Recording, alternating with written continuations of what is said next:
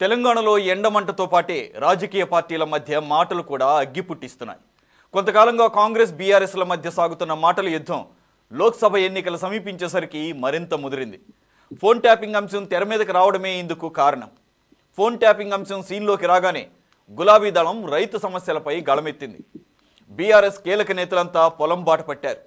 రైతు సమస్యల గురించి, ఎన్నికల హామీల గురించి నిలదీస్తున్నారు. కాంగ్రెస్ అధికారంలోకి వస్తూనే కరువును తెచ్చిందని, ఫలితంగా 209 మంది రైతులు ఆత్మహత్య చేసుకున్నారని గులాబీ దళం ఆరోపిస్తోంది. అందుకు ఆధారాలు చూపమన్న కాంగ్రెస్ నేతలపై ప్రశ్నాస్త్రాలు సంధిస్తోంది.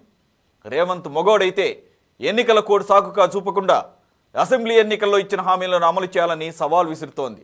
మరి ఈ మాటల యుద్ధం లోక్సభ ఎన్నికల వరకేనా, లేదంటే ట్యాపింగ్ కేసును డైవర్ట్ చేయడానికా అనే అనుమానాలు కూడా ఉన్నాయనే ప్రచారం జరుగుతోంది. ఇదే అంశంపై ఈరోజు డిబేట్లో పార్టిసిపేట్ చేస్తున్నారు మద్ది శ్రీనివాసరెడ్డి గారు, state official spokes person from Congress. Welcome to the debate sir. అలాగే టీఆర్ఎస్ నుంచి స్పోక్స్ పర్సన్ స్వామి వివేక్ పటేల్ గారు జాయిన్ అయ్యారు. మరి కాసేపట్లో మనతో ప్రముఖ journalist, senior journalist and analyst Koteswararao గారు కూడా జాయిన్ అవుతారు. రైట్, శ్రీనివాసరెడ్డి గారు, I will start of with you. ఆబ్వియస్గా ప్రశ్నలు మీ మీదే సంధింపబడ్డాయి కాబట్టి మిమ్మల్ని అడగాలి. ఎప్పుడైతే కేసీఆర్ గారు 100 రోజుల తర్వాత, ఐ థింక్ ఇది సెకండ్ టైం అనుకుంటా, ఆయన ప్రజాబాహుళ్యంలోకి రావటమే ఆయన తనకు ఇష్టమైనటువంటి, అలాగే తన మానసపుత్రిక అయినటువంటి వ్యవసాయ రంగం, ఆయన ఎప్పుడు కూడా దాన్ని ఎక్కువ ప్రస్తావిస్తుంటారు కాబట్టి, అలాగే తెలంగాణ అపర భగీరథుడు అని చెప్పేసి అఫీషియల్గా కాకపోయినా కానీ ఆ రకమైనటువంటి నాలెడ్జ్డ్ పర్సన్గా చెప్తుంటారు కాబట్టి, ఆయన రాజకీయాలకు ఇది సమయం కాదంటూనే చాలా నిశితమైనటువంటి విమర్శలు చేశారు. మీరు మీ incapability of maintenance of the irrigation projects, అలాగే వర్షాకాలంలో నీటిని సరిగా వినియోగించుకోకపోవటం, వర్షాకాలంలో పడినటువంటి వర్షం ద్వారా నిల్వ ఉన్నటువంటి నీటిని రిజర్వాయర్స్లో, అలాగే ప్రాజెక్ట్స్లో ఉన్న నీటిని సరిగా మెయింటైన్ చేయకపోవడం అవ్వచ్చు, లేదంటే వాంటెడ్లీ రైతులకు సరిగా నీరు పంపిణీ చేయకపోవడం, అలాగే దాని ఫలితమే ఈరోజు రైతులు నీటి ఎద్దడి కారణంగా కరువు పరిస్థితులు, దానిలో భాగంగానే ఆత్మహత్యలు అని చెప్పేసి ఆయన 200 మంది ఆత్మహత్యలు చేసుకున్నారు. ఇది నేను అసలు 10 సంవత్సరాల తర్వాత మళ్ళీ పునరావృతం కాకూడదని భావించాను. బాధాకరమైనా కానీ పునరావృతమైనందుకు చాలా బాధపడుతున్నాను. ఇది ప్రభుత్వ తప్పు. 3 నెలల్లోనే ఈ రకమైన ఇంత మొత్తం టోటల్గా అప్సైడ్ డౌన్, అంటే 10 సంవత్సరాల్లో ఎక్కడా చూడనటువంటి కరువు పరిస్థితులు, అలాగే ఎక్కడా నీటి ఎద్దడి లేదు, కరెంటు ఒక్క క్షణం కూడా పోలేదు. అటు లండన్లో, న్యూయార్క్లో అన్న కరెంటు పోయేది కానీ ఇక్కడైతే కరెంటు పోలేదని చెప్పేసి వ్యాపారవేత్తలే అంటున్నటువంటి ఉదాహరణలు కూడా ఆయన కోట్ చేయడం జరిగింది.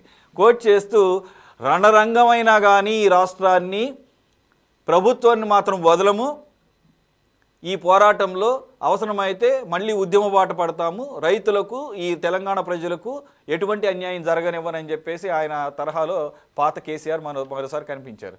మరి మీరేమో అసలు మీ కాలంలోనే వర్షాలు సరిగా పడని దానికి ప్రకృతిపరమైనటువంటి కరువు అంటే లేదు, ఇది కాంగ్రెస్ తీసుకొచ్చిన కరువు అంటున్నారు. What do you say Srinivasareddy గారు? నమస్తే అండి. సిటీ 24/7 తెలుగు రాష్ట్రాల ప్రజలకు, అదేవిధంగా ఉన్న ప్యానలందరూ కూడా ముందుగా నమస్తే అండి.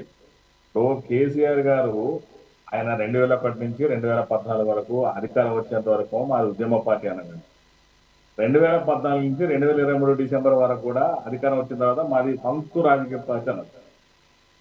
మళ్ళీ ఇప్పుడు అయిపోయింది కదా, పదవిపోయింది కదా, మళ్ళీ ఉద్యమ పార్టీ అని స్టార్ట్ చేశారు. అంటే కేసీఆర్ గురించి 2 తెలుగు రాష్ట్రాల ప్రజలకు బాగా తెలుసు. ఏ రోటికి ఆ పాట పాడే రకం, ఏ ఎండకి ఆ గొడుగు పట్టే రకం కేటీఆర్ కానీ, కేసీఆర్ వాళ్ళ ఫ్యామిలీ మొత్తం అలా చాలా స్పష్టంగా మన 2 రాష్ట్రాల ప్రజలకు కూడా, సిటీ 24/7 ప్రజానికానికి కూడా చాలా స్పష్టంగా అర్థమవుతుంది.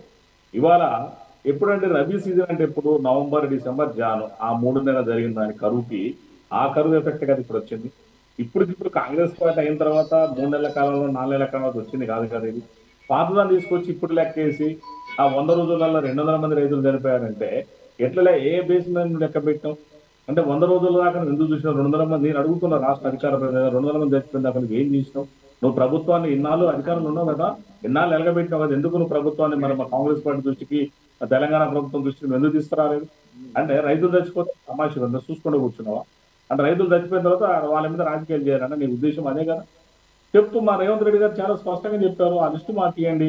మీరు దొంగ మాట చెప్తున్నారు, మీరు రాజకీయంగా రైతులను అడ్డం పెట్టుకుని రాజకీయాలు చేయాలని చూస్తున్నారు, రైతుల యొక్క సమస్యల మీద రాజకీయాలు చేయాలని చూస్తున్నారు, రైతుల యొక్క సమస్యను తీర్చే ఆలోచన కూడా మీకు ఎక్కడ లేదని కూడా మా రేవంత్ రెడ్డి గారు చాలా స్పష్టంగా చెప్పారు. తెలంగాణ ముఖ్యమంత్రి గారు అదులు పెట్టుకొని దాని మీద రాజకీయాలు చేసుకోవాలి. ఈ మా సూర్యాపేట వచ్చాడు మొన్న, వాళ్ళ మాది ఖమ్మం, సూర్యాపేట వచ్చారు మొన్న, వచ్చి ఒక ప్రెస్ మీట్ పెట్టారు ఆయన. ఆ జగదీష్ రెడ్డి గారు ఏమైంది, అది గతి లేనా ఆయన ఆయన ప్రెస్ మీట్ పెట్టుకుని అక్కడ ఒక ఆయన ఏంటంటే చూసుకున్నాడు బాగా, ఆయనకు భయం అనేది ఏర్పడింది ఇప్పుడు నా పరిస్థితి ఏందనేది. ఎందుకంటే కేసీఆర్ గారిని అక్కడ తీసుకొచ్చుకొని అక్కడ ఒక మీటింగ్ పెట్టుకోండు. నల్గొండ జిల్లాలో చూసినాం మనం దిండి ప్రాజెక్టు కానీ మరి 2-3 ప్రాజెక్టులు అక్కడ పెండింగ్ ఉన్నాయి. గతంలో ఈ నల్గొండ జిల్లాలో ఇక్కడ ప్రాజెక్ట్ అయిపోయిందాక నేను ఇక్కడ కుర్చీ చేసుకుంటున్నా కేసీఆర్ కుర్చీ చేసుకుని కదా ఎమ్మెల్యే కూడా తిరిగి కూడా చూడలేదు. మీరు చాలా స్పష్టంగా గమనించండి, సిటీ 24/7 ప్రధానికి ఏ రోజు కూడా అక్కడికి రాలేదు, ఇప్పటివరకు కూడా కంప్లీట్ కాలేదు. మరి ఏం చేశారంటే 10 సంవత్సరాలు ఇవాళ నీళ్ళ రాజకీయం చేయడం, రైతుల మీద రాజకీయం చేయడం అంత అయిపోయిన తర్వాత, అధికారం అయిపోయిన తర్వాత ఇప్పుడు రైతులు గుర్తొచ్చారు. అధికారులు ఇప్పుడు ఎప్పుడన్నా రైతుల తరఫున మాట్లాడిందా? రైతులకు ఏనాడన్నా రైతు బీమా అమలు చేసిందా? ఫసల్ బీమా కేంద్ర ప్రభుత్వం పెట్టినా కూడా కావాలని ఈ దేశంలో 17 రాష్ట్రాలు అమలు చేస్తున్నా కూడా ఏ రోజు కూడా రైతు ఫసల్ బీమా పెట్టలేదు. ఎందుకంటే రైతులకు ఇన్సూరెన్స్ లాగా వస్తుంది కదా, బీమా రావద్దు, మనమే ఇవ్వాలి, ఇచ్చినట్టే ఉండాలి. ఆనాడు కాంగ్రెస్ పార్టీ వ్యవసాయ పనులకు చాలా సబ్సిడీలు ఇచ్చింది. ఆ సబ్సిడీలన్నీ ఉన్న పనంగా ఎత్తేసిండు. రైతులకు గిట్టుబాటు ధర ఇవ్వడం జరిగింది, ఆ గిట్టుబాటు ధరలను కూడా ఎత్తేసిండు. అవన్నీ తీసేసి నేను ఏదో ఇస్తున్నా, రైతు బంధు ఇస్తున్నా అని చెప్పాడు. అంటే చిన్నింట్లో తీసి పెద్ద ఇంట్లో పెట్టడం, పెద్ద ఇంట్లో తీసి చిన్నింట్లో పెట్టడం, అదే కదా చేసింది ఆయన. మనకు ఆ రోజు కరెక్ట్ రేట్ ఇస్తే ఆయన రైతు బంధు ఆయన బిచ్చం వేయాల్సిన అవసరం లేదు కదా. రైతులు కంప్లీట్ గా ఆయన మీద ఆధారపడేట్టు చేస్తున్నారు ఆయన ఈ రోజు వరకు కూడా. ఇలా రైతులను నడ్డేట ముంచిండి ఇవాళ మొత్తం ఇలా ధరని బేస్ చేసుకుని ఎన్ని భూములు ఇవ్వాలి కూడా. నేను ఒక ప్రాక్టీసింగ్ అడ్వకేట్ ప్రాక్టీస్ చేస్తా, ఎన్ని కేసులు ఉన్నాయి వాళ్ళు, చాలా కేసులు ఉన్నాయి. ఎప్పుడో 50 ఏళ్ల కింద భూములు కూడా ఇవాళ బాధల పేరు మీద ఉన్నాయి. పెద్ద కొత్త పంచాయతీ పెట్టుకుంటే రైతులకు ఇవాళ వాళ్ళ భూమి చేసుకుందామంటే వాళ్ళ పేరు పొజిషన్లో ఉంటున్నారు, ఎప్పటికో ధరణ రికార్డు ఉంటున్నారు. అవన్నీ మనం చూస్తున్నాం కదా. మరి ఏం చేసింది ఇప్పుడు వచ్చి మళ్ళీ ఆ ఎలక్షన్లు అన్ని అయిపోయిన తర్వాత, అధికారంలో కోల్పోయిన తర్వాత పార్లమెంట్ ఎన్నికలు ఉన్నాయి కాబట్టి మరి అభ్యర్థులు ఎవరు కరువు దిక్కుమొక్కులేని పరిస్థితులు ఉన్నప్పుడు ఇప్పుడు గుర్తొచ్చిన ఆయన మరి ఇన్నాళ్ళు ఇటుపోయాడు ఆయన. నాకు స్పష్టంగా ఈ తెలంగాణ ప్రధానికంగా ఆంధ్ర ప్రధానికంగా కూడా అందరూ కూడా అర్థమవుతుంది. కేసీఆర్ కానీ వాళ్ళ ఫ్యామిలీ కానీ రాజకీయాలు ఇప్పుడు గుర్తొచ్చినాయి, అభ్యర్థులు లేని పరిస్థితులు ఉన్నారు ఇవాళ, అంతే తప్ప వేరే ఏం లేదని నేను చాలా స్పష్టంగా తెలియజేస్తాను. Right, okay. స్వామి వివేక్ గారు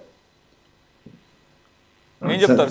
శ్రీనివాస్ రెడ్డి గారు ఇస్తున్నటువంటి ఎక్స్ప్లెనేషన్ అవ్వండి, లేదంటే కనుక మీరు ఏదైతే కనుక ప్రశ్నలు సంధించారో దానికి సమాధానాలు కానీ.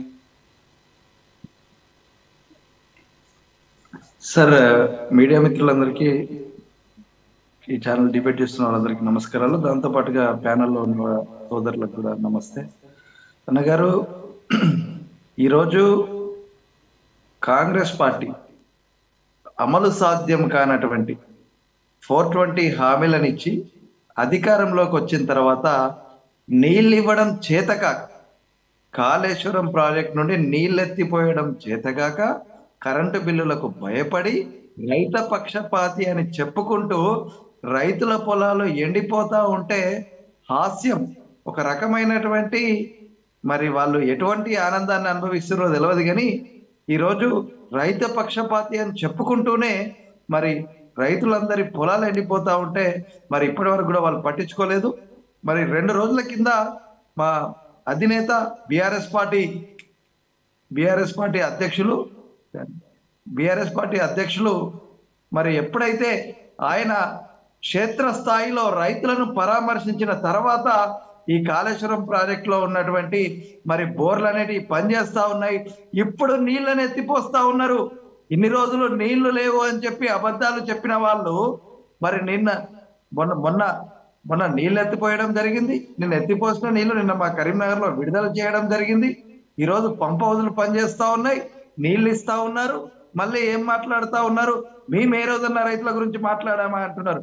ఈరోజు దేశంలో ఎవరైనా రైతుల పక్షాన నిలబడి రైతుల కోసం పనిచేసినటువంటి ముఖ్యమంత్రి ఎవరైనా ఉన్నారంటే ఆ ముఖ్యమంత్రి గారు కేసీఆర్ గారు. 10 సంవత్సరాల కాలం పాటు రైతు పక్షపాతిగా ఈరోజు కేంద్రం వ్యవసాయ మోటార్లకు ఏదైతే వ్యవసాయ మోటార్లకు మరి మీటర్లు బిగించమంటే ఎట్టి పరిస్థితులలో కూడా మేము మోటార్లు బిగించాం. 24 గంటల ఉచిత కరెంటు రైతులకు ఇస్తామని చెప్పి రైతు పక్షపాతిగా నిలబడింది మేము. ప్రతి రైతుకు కూడా మరి ఏదైతే పంట పెట్టుబడి పెట్టుకోవడానికి ఏ రాష్ట్రంలో లేనటువంటి స్కీము, మేము ఎక్కడ హామీ ఇవ్వనటువంటి స్కీముని మరి ఏదైతే రైతు బంధు పేరు మీద తీసుకొచ్చి రైతులకు ప్రతి సంవత్సరం 10,000 రూపాయల రైతు బంధు ఇచ్చింది మేము. ఏ రైతు చనిపోయినా కూడా 5 లక్షల రూపాయల బీమా వచ్చే విధంగా రైతులకు బీమా పథకం ప్రవేశపెట్టి రైతు బీమా పేరు మీద ప్రతి ఏ ఒక్క రైతు చనిపోయినా 5 లక్షల రూపాయలు రైతు బీమా ఇచ్చింది మేము. రైతు బాంధవుడు కేసీఆర్, భగీరథుడు కేసీఆర్. ఈరోజు నీళ్లను ఎట్లనైతే ఆ భగీరథ మహర్షి నేల మీదకి నీళ్లను తీసుకొచ్చిండో అట్లా కేసీఆర్ గారు ఈ రాష్ట్రంలో మరి 1 కోటి ఎకరాల మాగానయ్యే విధంగా మరి ఈరోజు పంజాబ్ రాష్ట్రాన్ని తలదండి మరి వరి ఉత్పత్తిలో తెలంగాణ రాష్ట్రం ప్రథమ స్థానంలో ఉందంటే దానికి కారణం ఈరోజు కేసీఆర్ గారు. అటువంటి కేసీఆర్ గారు ప్రవేశపెట్టిన పథకాలన్నింటినీ యథావిధిగా కొనసాగించకుండా, రైతులకు కరెంట్ ఇవ్వకుండా, రైతులకు నీళ్లు ఇవ్వకుండా ఈరోజు రైతులను కరువులోకి నెట్టేస్తా ఉన్నారు. మరి ప్రకృతికి కూడా ఏమైందో తెలియదు, కానీ ఈ కాంగ్రెస్ పార్టీ రావడం వాళ్ళ ప్రకృతికి ఇష్టం లేదేమో, ప్రకృతి కూడా సహకరిస్తలేదు. నీళ్ళన్నింటినీ కూడా మా మీద కాళేశ్వరం ప్రాజెక్టు ఊచి చూపించడం కోసం, కాళేశ్వరం ప్రాజెక్టు ఫెయిల్యూర్ అని చూపించడం కోసం కనీసం మరి నీళ్లను పంపింగ్ చేయకుండా, నీళ్లను పట్టకుండా ప్రజలకు కాంగ్రెస్ కూడా చెప్తుంది అదే కదా. ప్రకృతి వైపరీత్యాన్ని కాంగ్రెస్ తెచ్చినటువంటి వైపరీత్యంగా, కాంగ్రెస్ తెచ్చిన కరువుగా ఎలా చెప్తున్నారు? మీరే అడ్మిట్ చేస్తున్నారు కదా.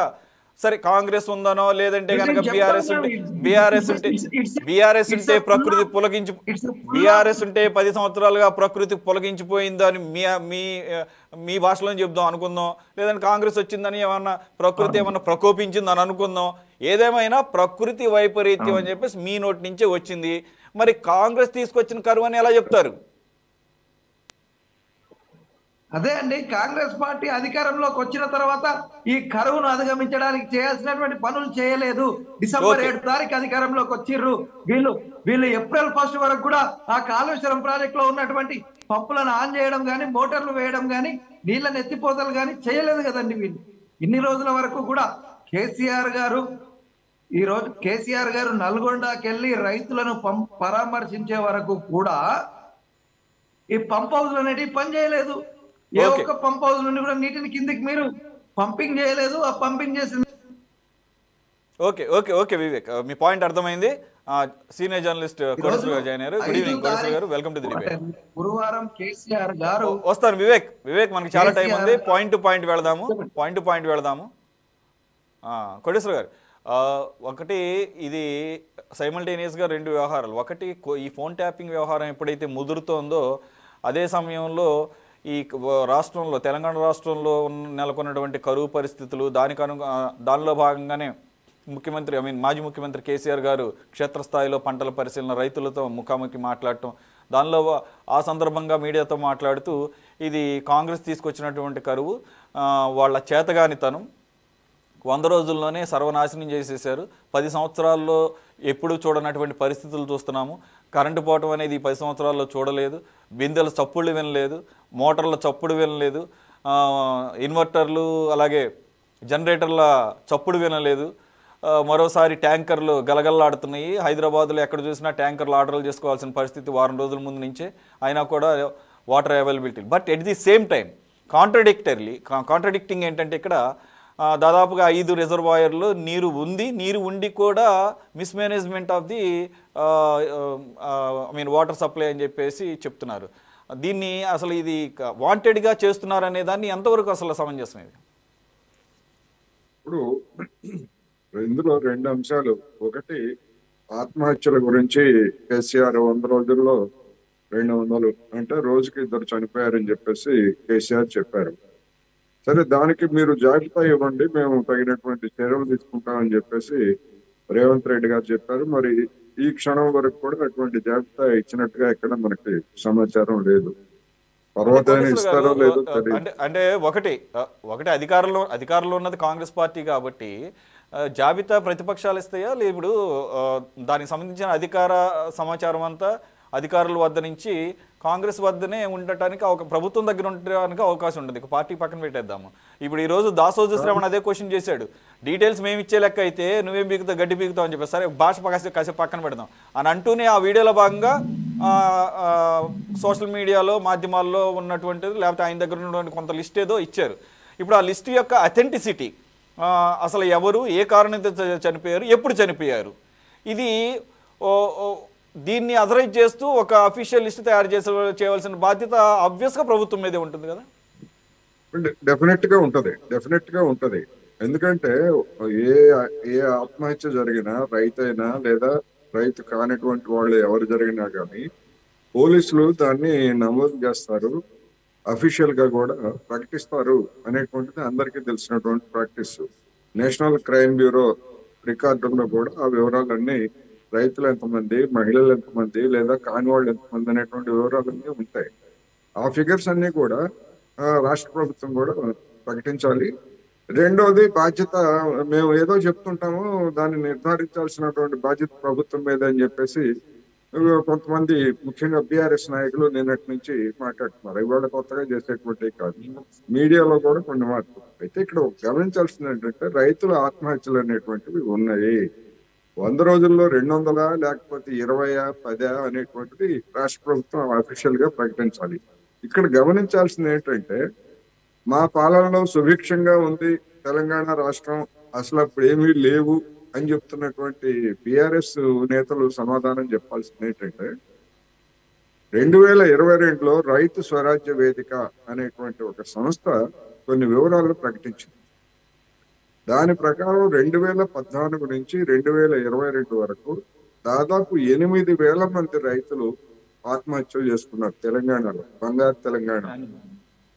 అందులో 72 నుంచి 80% వరకు, అంటే ఒక సర్వేలో 72-73% వచ్చింది. ఇంకొక సర్వేలో, అంటే తర్వాత మరుసటి ఏడాదో రెండో ఏడాదో జరిపినటువంటి సర్వేలో 80% వచ్చింది. కౌలు రైతులు వాళ్ళు. ఎవరి కౌలు రైతులు ఎవరు? అందులో వాళ్ళ సర్వే ప్రకారం 45% మంది ఈసీలు, వెనకబడి తరగతికి చెందినటువంటి వాళ్ళు కౌలు రైతులు. సరే, మిగతా వాళ్ళు కూడా ఉన్నారండి, మిగిలిన వాళ్ళు. అందువల్ల మరి బంగారు తెలంగాణలో పంటలు సుభిక్షంగా పండి, లేకపోతే మరొకటి అంతా సుభిక్షంగా ఉంటే 8,000 మంది రైతులు ఎందుకు ఆత్మహత్యలు చేసుకున్నారో ఎప్పుడైనా గడిచిన 10 ఏళ్లలో బీఆర్ఎస్ ప్రభుత్వం చర్చ చేసిందా, లేకపోతే దానికి సంబంధించినటువంటి కారణాలను కనుగొన్నదా అంటే మనకి ఎక్కడ అలాంటి సమాచారం లేదు. ఎప్పుడైనా ఎన్ని కుటుంబాలను పరామర్శించారనేటువంటిది కూడా ప్రశ్నార్థకమే. అదేవిధంగా ఇప్పుడు 3 నెలల కాలంలో లేదా 100 రోజుల కాలంలో 200 మంది అంటే అది నిజమే అయితే మాత్రం ఆందోళనకరమే. అందుకని ప్రభుత్వం కూడా వెంటనే వాళ్ళని అడగటం ఒకటి, వివరాలు మీరు సమర్పించమని అడగటం ఒకటి, లేదు వీళ్ళ దగ్గర ఉన్నటువంటి సమాచారం ఎంతమంది అనేది ఇమీడియట్ గా ప్రకటించాలి. ప్రకటిస్తే ఈ వివాదానికి తెర పడుతుంది. ఆ ప్రకటించేంత వరకు ఈ విధమైనటువంటి ఆరోపణలు చేస్తూనే ఉంటారు అనేది ఒకటి. రెండోది, 2023లో బీఆర్ఎస్ ప్రభుత్వం ప్రకటించిన దాని ప్రకారం 178 మంది అఫీషియల్ గా చనిపోయారని చెప్పేసి లెక్కలు ఉంటాయి. అందువలన ఇవాళ ఏదో కొత్తగా రైతులు చనిపోతున్నారని ఎవరన్నా కనుక చెప్పినట్లయితే అది అతిశయోక్తి, రాజకీయం చేయడం తప్ప మరొకటి కాదు. దురదృష్టకరమైనటువంటి పరిస్థితి. ఎందుకని చనిపోతున్నారు? సగటున ఒక్కొక్క రైతుకి 2,60,000-70,000 దాకా అప్పు సగటున సర్వేలో, రైతు స్వరాజ్య వేదిక చేసినటువంటి సర్వేలో తేలినటువంటి అప్పు. రుణభారం ఒకటి, రెండోది వ్యవసాయం గిట్టుబాటు కాకపోవడం ఒకటి, కౌలు రైతులు ఎక్కువ మంది, ఈ చనిపోతున్నటువంటి వాళ్ళలో కౌలు రైతులు ఎక్కువ మంది ఉన్నారు, ల్యాండ్ ఓనర్స్ కాదు. కౌలు రైతులకి వాళ్ళు నిజమైనటువంటి సాగుదారులు, వాళ్ళకి రైతు భరోసా లేదా రైతు బంధు ఎగ్జాక్ట్లీ కొడుసు గారు, ఇదే ఈ పాయింట్ నేను అడగదలుచుకుంది. దేశంలో ఎక్కడా లేని విధంగా రైతులకు అన్ని దశల్లోనూ, అంటే వారు పంట మొదలు పెట్టక ముందు నుంచి పంట కోతకు వచ్చిన తర్వాత ఆఖరికి అమ్ముకునే దశ వరకు కూడా పూర్తి స్థాయిలో అన్ని రకాల తోడ్పాటు అందిస్తున్నామని చెప్పుకుంటున్నటువంటి తెలంగాణ ప్రభుత్వంలో, I mean farmer friendly government అని చెప్పుకుంటున్నటువంటి ప్రభుత్వం అంటే గత 10 సంవత్సరాలుగా ఇన్ని వేల మంది రైతులు ఆత్మహత్యలు చేసుకోవడానికి మళ్ళీ ఆర్థిక పరమైనటువంటి అంశాలే కారణం అవటం అనేది ఏ రకంగా ఈ ప్రభుత్వం కానీ, అప్పుడున్న ప్రభుత్వం కానీ, లేకపోతే పాలకులు కానీ సమర్థించుకోవాలి అంటే రైతు బంధు ఉంది, అలాగే రైతు రుణమాఫీ ఉంది, అలాగే వ్యవసాయ పెట్టుబడికి సంబంధించినటువంటి తోడ్పాటు ఉంది, విత్తనాల దగ్గర నుంచి. మరి ఇంత సహకారం అందినా కూడా రైతు అంటే మీరు అన్నట్లుగా ఇక్కడ ఎవరైతే ల్యాండ్ ఓనర్స్ అలాగే కౌలు రైతులు ఈ రకమైన డిఫరెన్షియేషన్ గుర్తించకపోవడమే కారణం అని చెప్పుకోవచ్చా? డెఫినెట్గా అదొక ప్రధానమైనటువంటి కారణం. ఎందుకు అంటే ఆత్మహత్యలు చేసుకున్నటువంటి వాళ్ళలో అప్పులు పాలైనటువంటి వాళ్ళలో 80% వరకు కౌలు రైతులు ఉన్నారు. అంటే ఆ కౌలు రైతులకి ఒక్క పైసా ఇవ్వట్లేదు. రైతు బంధు పేరుతోటి పట్టాదారులకి, అందులో సాగు చేసినా చేయకపోయినా, లేకపోతే కొండలో గుట్టలు ఉన్నా కానీ, లేదా ఎంత భూమి ఉన్నా కానీ ఇప్పటి వరకు బీఆర్ఎస్ ప్రభుత్వం వాళ్ళకి ఇచ్చింది. కౌలు రైతులు అనేటువంటి వాళ్ళని అసలు గుర్తించలేదు. వాళ్ళు అసలు మా దృష్టిలో రైతులే కాదు, మాకు వాళ్ళకి సంబంధం లేదు అన్నట్టుగా వాళ్ళు రైతులు కాదు అనేటువంటిది డిక్లేర్ చేసేసింది. సాగుదారులుగా ఉన్నటువంటి వాళ్ళు, గ్రామాల్లో పనిచేసేటువంటి వాళ్ళకి లేదా పార్టీల వాళ్ళకి ఇవాళ కౌలు రైతులు ఉన్నారనేటువంటి సోయ లేదా కేసీఆర్ గారికి కానీ, కేటీఆర్ కానీ, లేదా బీఆర్ఎస్ నాయకులకు కానీ ఎందుకని ఇవ్వలేదు అనేటువంటి ప్రశ్న. సరే, ఇప్పుడు కాంగ్రెస్ ప్రభుత్వం మేము ఇస్తా ఉంటుంది, వీళ్ళు ఏ మేరకు ఇస్తారనేటువంటిది ఇప్పుడు ఒక ప్రశ్న. అందువలన ఈ విధమైనటువంటి అంటే కౌలు రైతులకి 2 రకాల సమస్యలు. ఒకటి, రైతు బంధు కింద నిధులు రాకపోవడం. పిఎం కిసాన్ యోజన కూడా అంతే కదా. పిఎం కిసాన్ యోజనలో కూడా వాళ్ళు ఎక్కడ పట్టాదారులుగా ఉంటారు కనుక వాళ్ళకి ఎక్కడా లేదు. కౌలు రైతులుగా ఎక్కడ నమోదు లేదు. ఆ నమోదుకు సంబంధించి కానీ, లేదా ప్రత్యేకంగా వాళ్ళకి రైతు బంధు ఇవ్వడానికి కానీ ఏ విధమైనటువంటి ఏర్పాట్లు గత ప్రభుత్వం చేయలేదు. అందుకని విపరీతమైనటువంటి కౌలు రేట్లు, అందువలన ఈ రైతు బంధు రాకపోవటం, విపరీతమైనటువంటి కౌలు రేట్లు, మార్కెట్ సమస్యలు, ఇతర అనేకమైనటువంటి కారణాలతోటి రైతుల ఆత్మహత్యలు అనేటువంటివి వాస్తవం. అందులో కౌలు రైతులే 80% మంది ఉన్నారు. అందువలన వాళ్ళు రైతులు కాదు అని చెప్పేసి అడ్డం తిరిగి మాట్లాడితే ఎవరేం చేయలేదు. వాళ్ళ మరణాలతో మాకేం సంబంధం లేదు, అసలు వాళ్ళు రైతులే కాదు అని చెప్పేసి అడ్డం తిరిగితే ఎవరేం చేయలేరు. వెళ్ళి గ్రామాలకు వెళ్ళి ఆ మాట చెప్పమానండి. అటువంటి వాదనలు చేసేటువంటి వాళ్ళు ఎవరైనా ఉంటే గ్రామాలకు వెళ్ళి ప్రాణాలతోటి బయటకు రమ్మానండి అనేది నా సూచన. అందువలన ఇప్పుడు రాష్ట్ర ప్రభుత్వం వెంటనే దీని మీద స్పందించి ఈ ఆరోపణల లేకపోతే వాస్తవాలు ఏమిటో అనేటువంటిది వెంటనే వివరాలు ప్రకటించాలి. వివరాలు ప్రకటించకపోతే రాజకీయం అనేది 2 వైపుల నుంచి రాజకీయం జరుగుతుంది అనేటువంటి అభిప్రాయం కలుగుతుంది అనేది ఈ సందర్భంగా గమనించాలి. ఓకే, కోటేశ్వర్. రైట్. శ్రీనివాసరెడ్డి గారు, నీటి సమస్య మళ్ళీ వస్తాను సార్. కోటేశ్వర్ గారు మళ్ళీ వస్తాను. శ్రీనివాసరెడ్డి గారు, ఈరోజు బీఆర్ఎస్ నేతలు ఎవరు మాట్లాడినా, కేటీఆర్ గారు అవ్వచ్చు, హరీష్ రావు గారు అవ్వచ్చు, మిమ్మల్ని అడుగుతున్నది మీరు ఇచ్చినటువంటి హామీల గురించే. ఏదైతే రైతు రుణమాఫీ 2 లక్షలు అన్నారో, మీ మేనిఫెస్టోలో పెట్టారో, డిసెంబర్ 9వ తారీఖునే ఇచ్చేస్తామని చెప్పేసి అన్నారో, అది ఇప్పటి వరకు అమలు చేపట్టాన్ని ఏ విధంగా సమర్థించుకుంటారు? Election code of conduct, model code of conduct మొన్న వచ్చింది, జస్ట్ 15 days బ్యాక్. కాబట్టి ఇప్పుడు మీరు మళ్ళీ అదే ఎక్స్క్యూజ్తో మళ్ళీ ఇంకొక 3 నెలలు గడుపుతారా? సెకండ్ పాయింట్, ఇప్పుడు ఏదైతే ఉన్నటువంటి నీటి ఎద్దడి పరిస్థితులు కావాలని సృష్టిస్తున్నారు, దానికి కూడా కారణం హరీష్ రావు గారు చాలా తీవ్రమైన వ్యాఖ్యలు చేశారు. మీరు ఎక్కడైతే 500 రూపాయలు ఎక్స్ట్రా బోనస్ ఇవ్వాల్సి వస్తుందో ఆ బోనస్ని ఎగ్గొట్టడం కోసం ఈ విధమైనటువంటి పంటలు చేతికి రానిటువంటి పరిస్థితిని కల్పిస్తున్నారని చెప్పేసి. సరే, అవి రాజకీయ పరమైన విమర్శలా లేదనేది మీరు చెప్పాలి. ఇకపోతే పాలమూరు రంగారెడ్డి జిల్లాకి అంటే ఆయన చాలా చాలా తీవ్రంగానే మాట్లాడారు ఎవరు, కేటీఆర్ గారు. పాలమూరు రంగారెడ్డి ప్రాజెక్ట్కి జాతీయ హోదా తీసుకొచ్చే దమ్ముందా? సో ఇటువంటి వాటన్నిటికీ మీ దగ్గర నుంచి ఉన్నటువంటి రెస్పాన్స్ ఏంటి?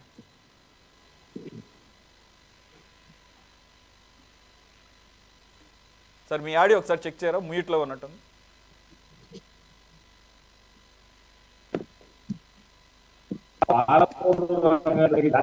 ఇప్పుడు తీసుకురాయింది కదా మధ్యలో. నేను ఎందుకంటే దాని గురించి తెలుసుకోవడం చెప్తాను. అది కట్టేటప్పుడు కన్స్ట్రక్షన్ చేసేటప్పుడు రకరకాల పరిమితులతో పాటు ఆ పర్మిషన్ తో పాటు అప్పుడు ఆ విధంగా గవర్నమెంట్ కి సెంట్రల్ గవర్నమెంట్ తెలియజేయాలి.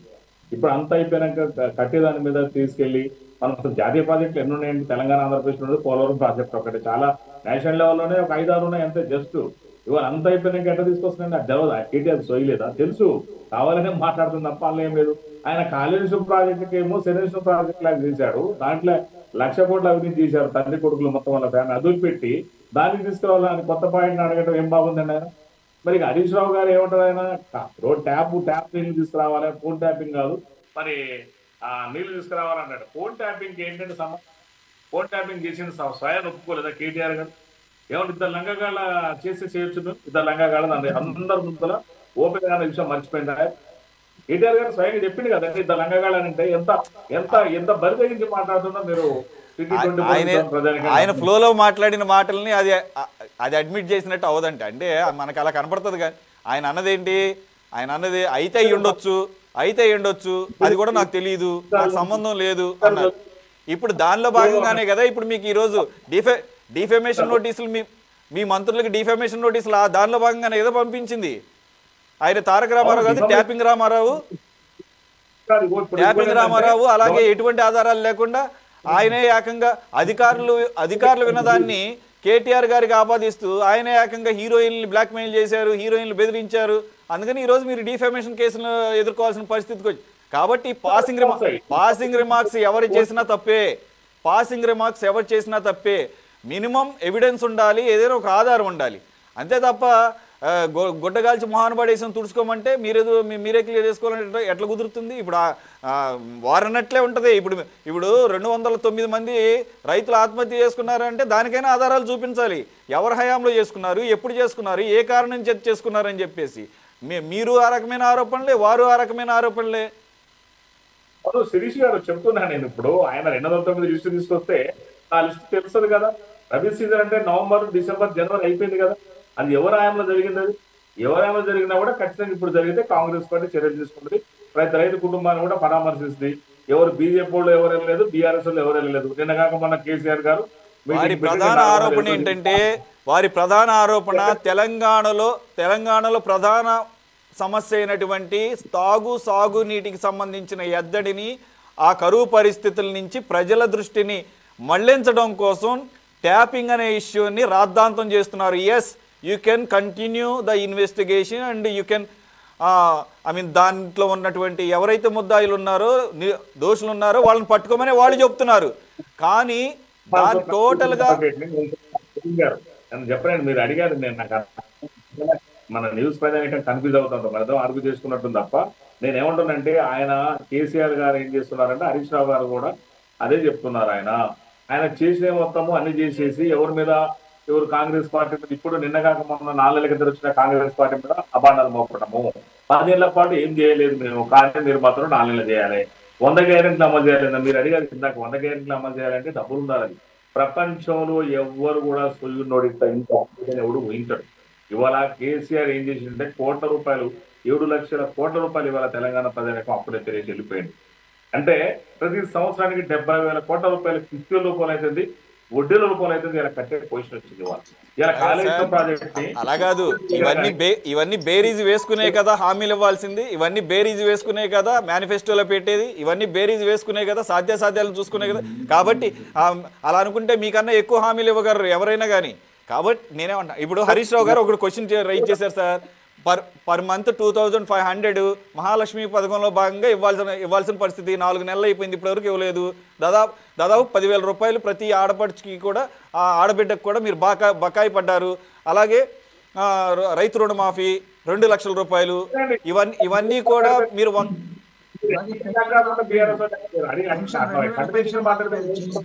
ఇప్పుడు మీరు పాయింట్ అర్థం చేసుకోవట్లేదు.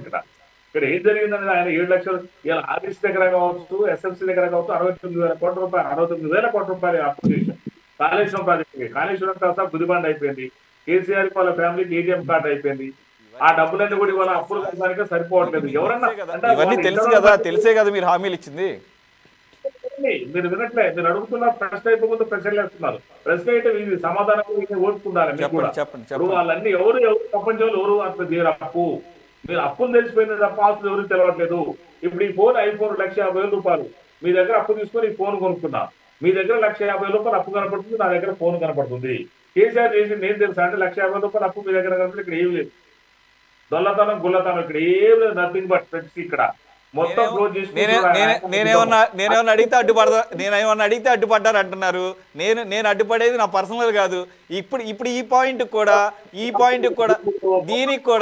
దీనికి కూడా కేటీఆర్ ఒకటే కౌంటర్, మిమ్మల్ని ఒకటే అంటున్నారు. ఇది ఏదో పెద్ద లంకి బిందులు ఉందని చెప్పేసి వచ్చాము, తీరదు ఏం లేవని. లంకి బిందులు ఎవరు ఎత్తుకుతారు అని చెప్పేసి ఆయన సెటైరికల్ గా అడుగుతున్నాడు. కాబట్టి ఇవన్నీ బేరీజ్ వేసుకొని ఇవన్నీ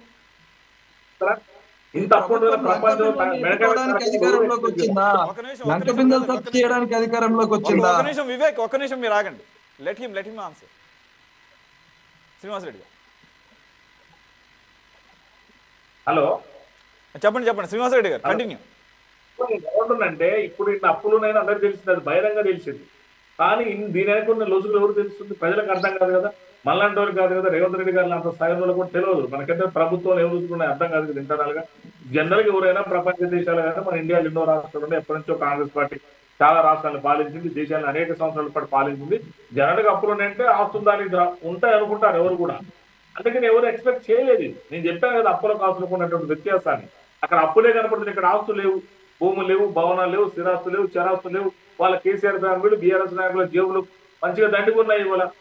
వాళ్ళ పార్టీ కార్యకర్తల కోసం, నాయకుల కోసం పెట్టే స్కీములు తప్ప ఎక్కడ కూడా ప్రజలకు పనికొచ్చేయలేవు. ఇవాళ మీరు రైతు బీమా ఎందుకు పెట్టలేదు? రైతు బీమా పెట్టకుండా ఆయన రైతు ఇన్సూరెన్స్, రైతు బీమా లేకుండా రైతు బంద్ అంటారు. అది ₹100 కంటే 5 లక్షలు వస్తాయి, అందరూ తెలుసు జనరల్ ఇన్సూరెన్స్. రైతులకు మరి ఎందుకు గిట్టుబడి ధర కనిపించట్లేదు? రైతుల కళ్ళాలు రోడ్డు మీద పడి వర్షాలు తడిచిపోతుంది. ఎందుకు వాళ్ళు ఏం చేయాలి? రైతులు మనమే చూసాం, మేము కూడా వెళ్ళాము. అప్పుడు 1 సంవత్సరాలు లేకుండా ఎంతో మంది ఇబ్బంది పడ్డారు. ఏం చేశారు అప్పుడు కేసీఆర్ గారు? 10 సంవత్సరాల పాటు ఏం చేయలేదు, 4 నెలల అది కూడా ఎన్నికల కోడ్ అమల్లో ఉన్నప్పుడు. అందరూ తెలుసు అది. ఎన్నికల కోడ్ కూర్చున్నప్పుడు ఇది భారతదేశం మొత్తానికి వర్తించుంది. దీనికి ఏమన్నా ఎగ్జామ్షన్ ఇస్తారా? ఇవ్వరు కదా. పైగా మన దగ్గర కూడా పార్లమెంట్ ఎన్నికలు ఉన్నాయి కదా, అందరితో పాటు రెగ్యులర్ ఎన్నికలు కదా ఎంటైర్ ఇండియాలో. అట్లా విడివిడికి ఇవ్వడం ఉండదు కదా. నేను మాట్లాడాలి, మీరు మాట్లాడాలి. ఆ రేవంత్ రెడ్డి మొగోడైతే ఏం మాట్లాడలేవు అన్ని. రేవంత్ రెడ్డి మొగోడు కాదు, మొనగాడని అందరికీ చెప్పాడు. తెలంగాణ రాష్ట్రానికి ఇంకా ఆయన అర్థం చేసుకోవట్లే. మొనగాడు Revanth Reddy, the ban only. ఈ బీఆర్ఎస్ నాయకులకు అట్లా అంటూ ఇవాళ కేసీఆర్ లాంటి కరెక్ట్ బీఆర్ఎస్ ప్రభుత్వ అధికారులు ఉన్నప్పుడు కేసీఆర్ గారి గురించి, కేటీఆర్ గారి గురించి ఎంతకన్నా పెద్ద బిరుదాంకితులే కానీ వాళ్ళు కూడా ఒక నిమిషం ఇక్కడేమి పర్సన్ సెంట్రిక్ గా మాట్లాడాల్సిన అవసరం లేదు. కాంగ్రెస్ లో అంతకన్నా పెద్ద మగవాళ్ళు ఉన్నారు సార్. ఒక్క నిమిషం బ్రదర్ మీ దగ్గర మళ్ళీ వస్తాను. కానీ కోటేశ్వర గారు యాజ్ అన్ అనలిస్ట్ గా ఒకటి బీఆర్ఎస్ నుంచి వస్తున్నటువంటి విమర్శలు హరీష్ రావు గారు కానీ కేటీఆర్ కానీ వాళ్ళు స్పెసిఫిక్గా టైం లైన్ చెప్తున్నారు. మీరు ఇచ్చినటువంటి హామీలే ఒకటి రైతు రుణమాఫీ, అది ఇప్పటికీ చేసేయాల్సింది ఇంకా చేయలేదు, ఎప్పుడు చేస్తారో చెప్పండి, 2 లక్షల రూపాయలు. అలాగే ప్రతి ఆడబిడ్డకి 2,500, అది కూడా ప్రతి నెల ఇవ్వాలనుకున్నారు. ఇప్పటికీ 4 నెలలు అయిందని చెప్పేసి తీరా చూస్తే అటువైపు ఏమో కాంగ్రెస్ వాళ్ళు చెప్తున్నది ఏంటంటే ఇది శ్వేతపత్రాలు మేము రిలీజ్ చేస్తున్నాం 1 by 1, ఇది రాష్ట్ర ఆర్థిక పరిస్థితి. మరి దీన్ని ప్రజలు దగ్గరికి ఎలా తీసుకెళ్ళగలరు? ప్రజలు కన్విన్స్ అవుతారా? ఇప్పుడు రాష్ట్ర ఆర్థిక పరిస్థితి మాకు ముందు తెలియదు అని కాంగ్రెస్ నేతలు చెప్పడం అనేది అది అంగీకరించాల్సినటువంటి అంశం కాదు. వాళ్ళకి తెలుసు రాష్ట్ర ఆర్థిక పరిస్థితి దివాళా తీసిందని ఎన్నికలకు ముందు లేదా వాళ్ళు అధికారం రాకముందే అనేక సందర్భాల్లో వాళ్ళు చెప్పుకున్నారు. అది వాస్తవం కూడా. వివరాలు తెలియకపోవచ్చు, 1000 కోట్ల 10,000 కోట్ల 20,000 కోట్ల అనేటువంటి వివరాలు తెలియకపోవచ్చు తప్ప అప్పుల భారం ఉందనేటువంటిది, ఎందుకంటే ప్రతి సంవత్సరం బడ్జెట్ పేపర్లో చూపిస్తున్నారు, కాగ్ నివేదికలు వెల్లడిస్తున్నాయి. అందుకని తెలియకపోవడం అనేటువంటిది అది జనాన్ని మెప్పించేటువంటి అంశం కాదు. ఒక విధంగా చెప్పాలంటే వంచన ఒకటి. రెండోది, ఇప్పుడు కాంగ్రెస్ చెప్పినటువంటి వాగ్దానాలు మరి నిజంగానే అడుగుతారు. అడిగినప్పుడు వాళ్ళు దాన్ని ఏ విధంగా సమర్థించుకోవాలనేటువంటిది ఇప్పుడు వాళ్ళు కాంగ్రెస్ ముందు ఉన్నటువంటి ప్రశ్న. అందులోనూ ఎన్నికలు కనుక సహజంగానే ప్రతిపక్షం చేస్తుంది. ఇక్కడ మనం గమనించాల్సింది ఏంటంటే రైతు బంధు నిధులు ఉన్నాయనే కేసీఆర్ ప్రభుత్వం ప్రకటించిందా, ఎందుకు అమలు జరపలేదు అనేటువంటిది వాళ్ళు ఇప్పటికైనా చెప్తారా? ఒకటి. రెండవది, ఇప్పటికీ ఉద్యోగులకి పెన్షనర్లకి 4 డిఏలు బకాయిలు ఉన్నాయి. ఎందుకు ఇవ్వలేదో కేసీఆర్ టిఆర్ఎస్ నాయకులు చెప్పగలరా? అదేవిధంగా గత పిఆర్సి బకాయిలు ఇప్పుడు మళ్ళీ కొత్తగా ఒక పిఆర్సి కూడా వేశారు. గత పిఆర్సి బకాయిలే ఇంతవరకు ఉద్యోగులకి పెన్షనర్స్ కి ఇవ్వలేదు. దశల వారీగా ఇచ్చుకుంటూ వస్తున్నారు. ఎందుకని? వాళ్ళు దానికి సమాధానం చెప్పాలి కదా. కాంగ్రెస్ ను ప్రశ్నించడాన్ని నేను సమర్థిస్తా, ప్రశ్నించాల్సిందే, ఎందుకంటే వాళ్ళు వాగ్దానం చేశారు కనుక. కానీ మీ యొక్క గతం ఏమిటి, మీ ఆచరణ ఏమిటి అనేటువంటిది కూడా వాళ్ళు సమాధానం చెప్పాలి. అది చెప్పి ఇదిగో మేము ఈ విధంగా దళిత బంధుకు నిధులు లేకుండానే మేము ఓట్ల కోసం ఈ విధంగా ప్రకటించాము, ఇవ్వలేకపోయాము, అమలు జరపలేకపోయాము అని చెప్పేసి నిజాయితీగా అంగీకరిస్తే నైతికంగా అడిగేటువంటి హక్కు కాంగ్రెస్ కు ఉంటుంది. అందువలన కాంగ్రెస్ కూడా రోజు గడిచే కొద్దీ కాంగ్రెస్ కి ఈ విధమైనటువంటి సవాళ్లు ఎదురవుతాయని ఎన్నికలకు ముందు నుంచి కాంగ్రెస్ ఎన్నికల మేనిఫెస్టో ప్రకటించినప్పటి నుంచి నాలాంటి వాళ్ళు అనేక మంది ముందే చెప్పాం. ఎందుకు అంటే ఆర్థిక పరిస్థితి బాగోలేనప్పుడు అమలు జరపడం అసాధ్యము. ఇప్పుడు మహిళలకి 2500 అన్నారు. ఇంతవరకు మహిళల్ని ఆ 2500 గుర్తించేటువంటి ప్రక్రియ ఇంతవరకు ప్రారంభం కాలేదు. ఏ ప్రాతిపదికను గుర్తిస్తారనేటువంటి ప్రక్రియ ప్రారంభం కాలేదు. అదేవిధంగా 500 రూపాయలు ధాన్యానికి బోనస్ ఇస్తా ఉన్నారు. సరే, అప్పటికి ఖరీఫ్ అయిపోయింది, రబీ వచ్చింది. రబీ గురించి ఎందుకు మాట్లాడలేదు?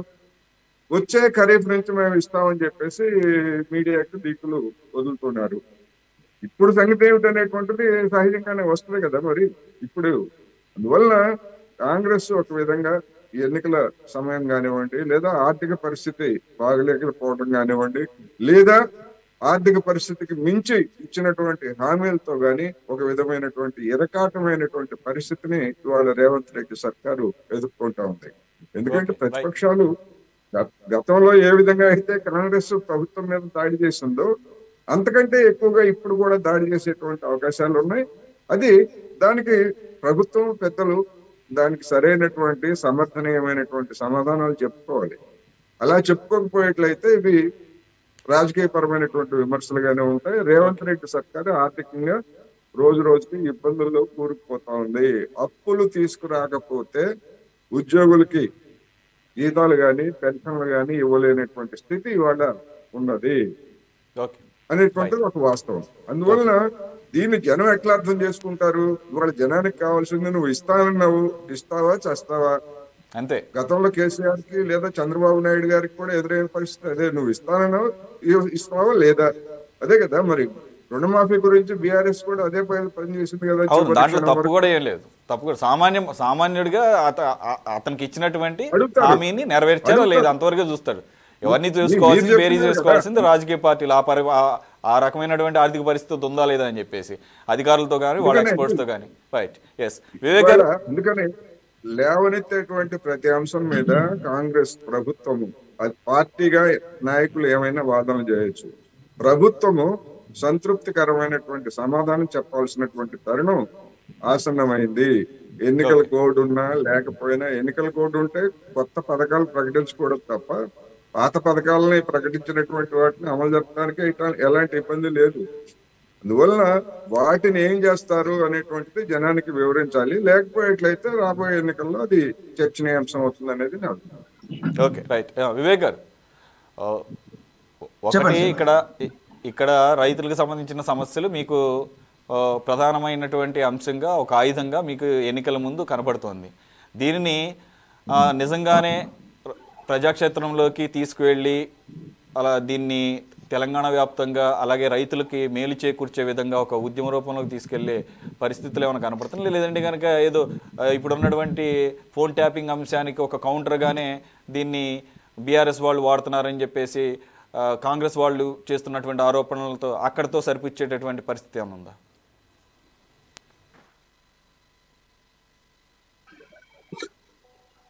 ఖచ్చితంగా కూడా రైతు పక్షపాతిగా రైతుల పక్షాన నిలబడి బీఆర్ఎస్ పార్టీ పెద్ద ఎత్తున ఉద్యమం చేయబోతా ఉంది. ఈరోజు నీళ్ల కోసం రైతుల పక్షాన మరొక మారు బీఆర్ఎస్ పార్టీ తరఫున రైతు లోకాన్నంతా ఏకం చేసి ఈ కాంగ్రెస్ పార్టీ చేస్తున్నటువంటి మోసపూరిత వాగ్దానాలన్నింటినీ కూడా ప్రజలకు మీరు చేసిన ప్రతి వాగ్దానాన్ని కూడా, మీరు మేనిఫెస్టోలో పెట్టిన ప్రతి అంశాన్ని కూడా, ప్రజలకు ఇచ్చినటువంటి ప్రతి గ్యారంటీ కూడా అమలయ్యే విధంగా ఖచ్చితంగా మేము బీఆర్ఎస్ పార్టీ పక్షాన మా కేసీఆర్ గారి నాయకత్వంలో పనిచేస్తాం.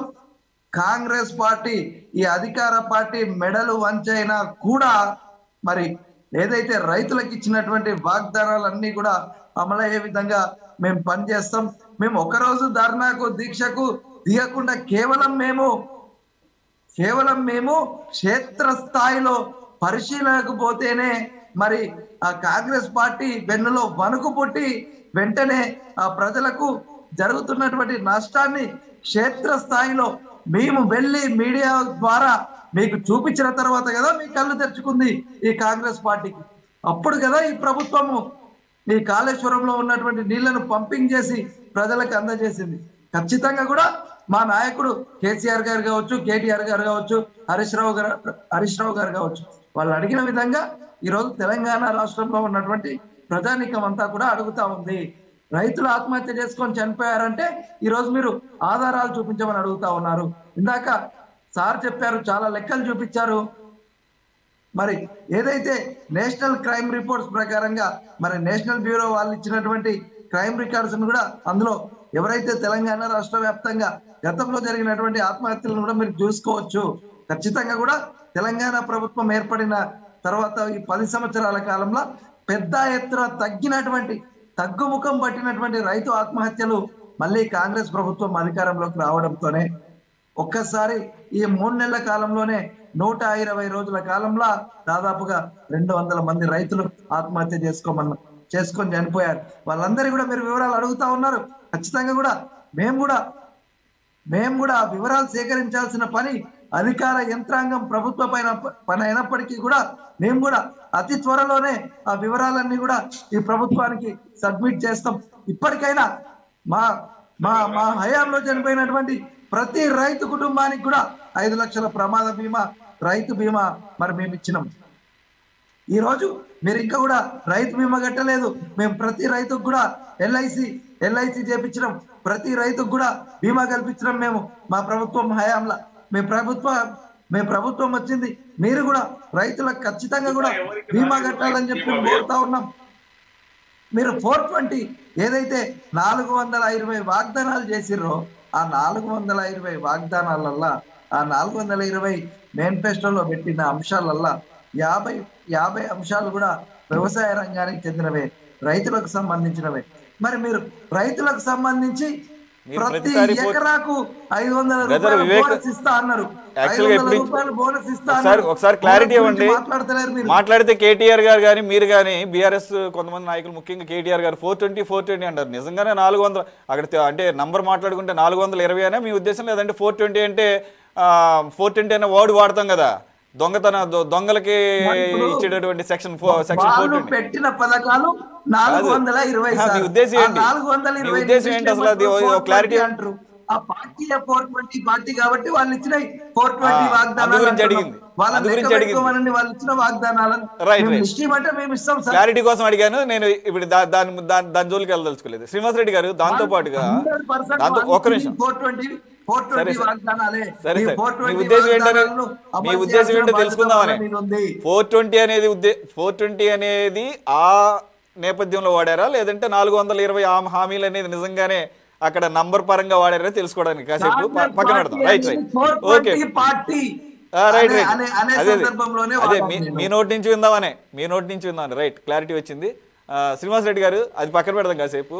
దాంతోపాటుగా ఏదైతే బీఆర్ఎస్ నాయకులు పర్టికులర్ కేటీఆర్ గారు ఆరోపణ చేసినట్లుగా అలాగే కేసీఆర్ గారు కూడా ఈ 10 సంవత్సరాల కాలంలో ఎక్కడా కూడా హైదరాబాదులో ముఖ్యంగా తాగునీటికి ఎటువంటి ఆటంకం కలగలేదు, తాగునీటి ఎద్దడి అనేది రాలేదు. మళ్ళీ 10 సంవత్సరాల తర్వాత ట్యాంకర్లు, అలాగే బిందెల మోత, అలాగే మోటార్ల సౌండ్లు, అలాగే జనరేటర్లు ఇవన్నీ కూడా వినాల్సి వస్తుంది. ట్యాంకర్లు అనేది మీరు ఎక్కడికి వచ్చిన హైదరాబాద్లో ఎవరిని అడిగినా కూడా ట్యాంకర్లతో నీరు తెప్పించుకుంటున్నాము అని చెప్పేసి అందరూ చెప్తున్న మాట.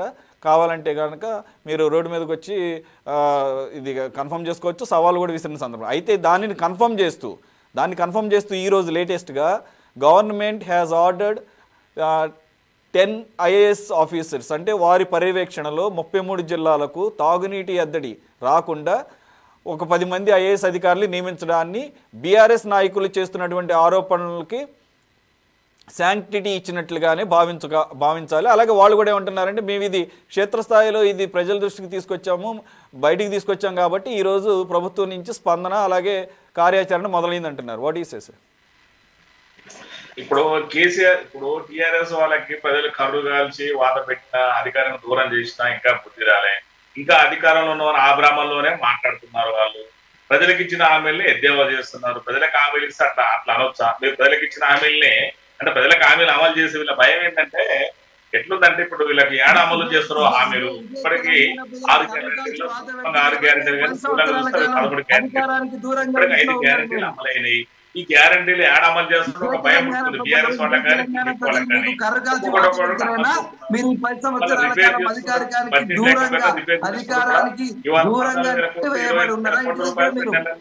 తెలంగాణ ఆదాయం జమ అయింది.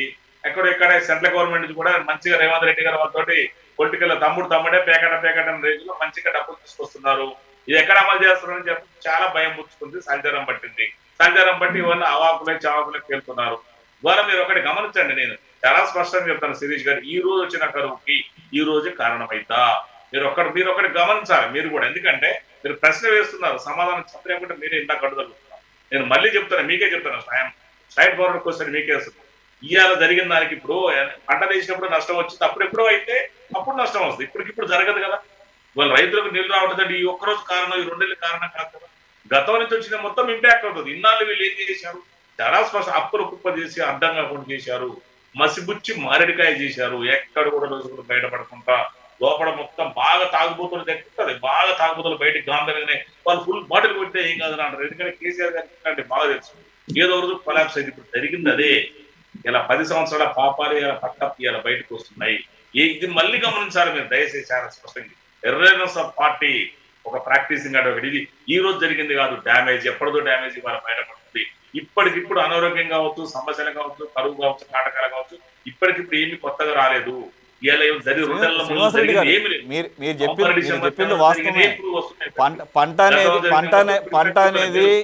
పంట వేయటం దగ్గర నుంచి పంట దిగుబడి రావడానికి కొంత పీరియడ్ ఉంటుంది. దానికి సంబంధించిన నష్టాలు ఇవన్నీ కూడా కొంత టైం పడుతుంది కాదంట్లా. కానీ సామాన్య రైతులు కానీ ప్రజలకు కానీ సమాధానం ఇప్పుడు బీఆర్ఎస్ వచ్చి చెప్తుందా? కాదు, గతంలో ఉన్న బీఆర్ఎస్ వచ్చి చెప్తుందా? ఇప్పుడు ఉన్నటువంటి కాంగ్రెస్ ప్రభుత్వం చెప్తుందా? ఎవరు జవాబుదారీ అవుతారు? ఎవరికి అర్థం కాకుండా చేశారు. చాలా మంది చూస్తున్న ఊర్లలో కొంతమందికి అప్పులు చేసి సప్పులు చేసి హంగామా చేతికి 5 రూపాయలు పెద్ద పెద్ద చేంజ్ చేసి దాచుకుంటారంటే సూసైడ్. ఇట్లా చాలా మంది చూసాం. బీయింగ్ అడ్వకేట్ గా జనాలు ఉన్న వాళ్ళు, మేము రాజకీయంగా ఉన్నాము, ఊళ్ళ నుంచి వచ్చేవాళ్ళం కాబట్టి ఇక్కడ జరిగింది కూడా అదే. ప్రజలను మసిపుచ్చి మారేడుకాయ చేశారు. అప్పులు కొట్టుకున్న రాష్ట్రాన్ని బయట తెలపని చేశారు. దోసుకున్నారు, దాచుకున్నారు. ఇవాళ వాళ్ళ అధికారంలోకి వచ్చినట్టయితే మళ్ళీ కప్పిపుచ్చేటోళ్ళు, మళ్ళీ బిడ్డలు పట్టుకున్నారు. ఏం జరిగేది కాదు. మళ్ళీ ఎప్పటిలాగానే మోసం చేసేటోళ్ళు, జనాలందరికీ కప్పిపుచ్చేటోళ్ళు. కానీ ఇవాళ కాంగ్రెస్ పార్టీ వచ్చింది. ఈ లొసుగులన్నీ బయటపడుతున్నాయి. ఆ లొసుగులు వాళ్ళ మీద మేమే ఉన్నట్టు చెప్పేసి కావాలి మళ్ళీ వాళ్ళు రివర్స్ చేయడం. 3 నెలలు జరుగుతుంది. 10 ఏళ్ళు అయితే 3 నెలలు అయిపోద్దా? కానీ ప్రస్తుతం మీరు అధికారంలో ఉన్నారు కాబట్టి రైట్. ఇప్పుడు మీరు చెప్తున్న అంశాలే కారణాలు కానీ నా మాట మీకు వినపడుతుందా? నేనేమన్నానంటే దీని నేపథ్యం, దీని కారణాలు ప్రజాబాహుళ్యంలోకి తీసుకెళ్తే తెలంగాణ సమాజానికి వివరిస్తే వారు కన్విన్స్ అయ్యే అవకాశం మీకు ఆ రకమైనటువంటి భరోసా మీకు కనబడుతుందా? డెఫినెట్ గా సరి చేస్తాం. ఏదైతే లొసుగులు చేశారో ఆ లొసుగులన్నీ బయట పెట్టి ఆ లొసుగులను రెక్టిఫై చేసి ప్రజానికాన్ని నిజమైనటువంటి అంటే పూర్తి ఆరోగ్యంగా సమాజం నిలబెట్టే బాధ్యత కేసీఆర్ గారు ఆయన వదిలిపెట్టారు. ఇలా మేము తీసుకున్నాము. కాంగ్రెస్ పార్టీ ఖచ్చితంగా నిలబెడతాం. మీరు చూడండి మీరు. ఎందుకంటే 4 నెలల్లో ఇప్పుడు మనకి ఎన్నికలు వచ్చినాయి, మళ్ళీ రాజకీయాలు స్టార్ట్ అయినాయి కాబట్టి మా రేవంత్ రెడ్డి గారు కూడా చాలా స్పష్టంగా చెప్పారు. ఇవాళ 13 హామీలలో సూక్ష్మంగా చూసినట్టు 5 హామీలు అమలైతాయి. మీరు అనుకున్నట్టుగా ఒంటరైతారు. ఇప్పుడు మీరు ఒకటి సిరీస్ గారు గమనించట్లే. బీఆర్ఎస్ బీజేపీలకు పిచ్చవాడు ఏడవీళ్ళు హామీలు అమలు చేస్తారు. వీళ్ళందరూ ఒకటయ్యారు. కాంగ్రెస్ పార్టీ తన్నుకుంటారు. వీళ్ళందరూ ఒకటయ్యారు. ఏంటిది అని ఊహించాలి. షాక్ తెలిగింది. ఇప్పుడు ఈ షాక్ తేరుకునే లోపల అన్ని అమలు అవుతున్నాయి. ఇప్పుడు ఇవాళ బీఆర్ఎస్ మీరు గమనించాలి. బీఆర్ఎస్ అభ్యర్థులు లేకుండా పోయారు. ఇవాళ కాంగ్రెస్ పార్టీ ఇచ్చిన గేమ్ లో వాళ్ళు బలైపోయారు. నేను అది కూడా చెప్తాను. వాళ్ళు గుద్దుకోవడం అనేది కూడా ఆయన రేవంత్ రెడ్డి గారు ఇలా ఆయన ఏం చేయట్లే, కొత్తగా చేయట్లే. ఆయన ఏమన్నారంటే రాజకీయ పార్టీ అని ఆయన నేర్పిండే నువ్వు నేర్పిన విద్య కదా నిరాదక్ష అంటే ఆయన నేర్పిన విద్యనే ఇవాళ ఆయన మీద రాజకీయాలు చేస్తున్నాం. మేము కూడా రాజకీయ పార్టీ లేదు, మాదే ఆయన ఉద్యమ పార్టీ కూడా కాదు, ప్రజల కోసం ఏర్పడిన రాజకీయ పార్టీ 139 సంవత్సరాల సీనియర్టీ గల పార్టీ. ఖచ్చితంగా అవన్నీ రెక్టిఫై చేస్తాం. ఈ 10 సంవత్సరాలు ఏదైతే డ్యామేజ్ జరిగిందో ఆ డ్యామేజ్ మా రేవంత్ రెడ్డి గారు కూడా మనం కూడా ఆఫీసర్ నీళ్లు కావచ్చు, ఎట్లాంటి కరెంట్ ఇబ్బంది ఉన్నా కూడా చెప్పండి. మీరు చూడండి, కరెంటులు కూడా కావాలని గతంలో ఇలా సొమ్ముదిన్న ఆఫీసులు చాలా మళ్ళీ కావాలనే కరెంట్ అంటే మనం అనుకోవాలి కాంగ్రెస్ కరెంట్ మళ్ళీ కాంగ్రెస్ కరెంట్ పోయింది. ఇప్పటికి 36 తగ్గిందండి. గమనించండి,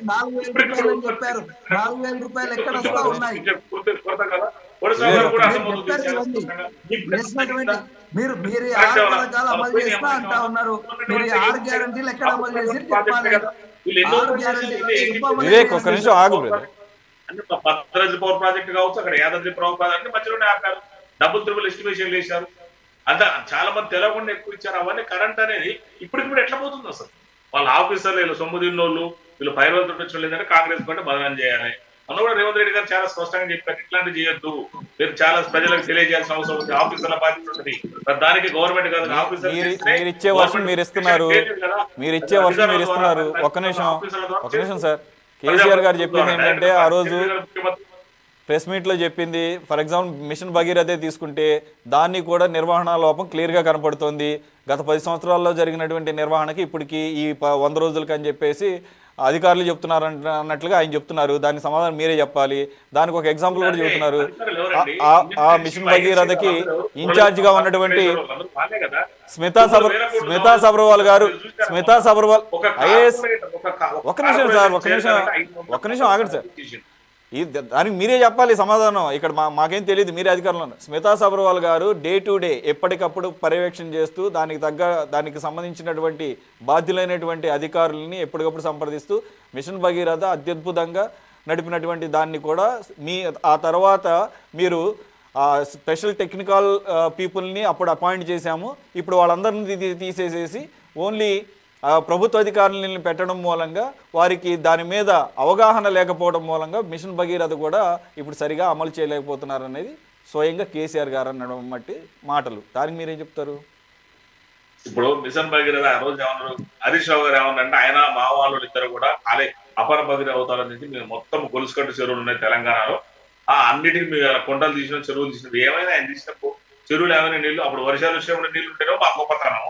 ఇప్పుడు వర్షాలు లేవు కాబట్టి నీళ్ళు లేకుంటే మనం అవన్నీ నీళ్ళు తీసిన చెరువులే కదా, నీళ్ళు ఎందుకు మన ఆయనే కదా పూడికలు తీపించింది.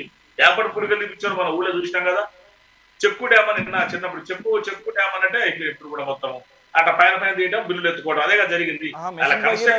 డిఫరెంట్ కదా సార్, మిషన్ భగీరథ అనేది ఇంటింటికి నీటి సప్లై కదా.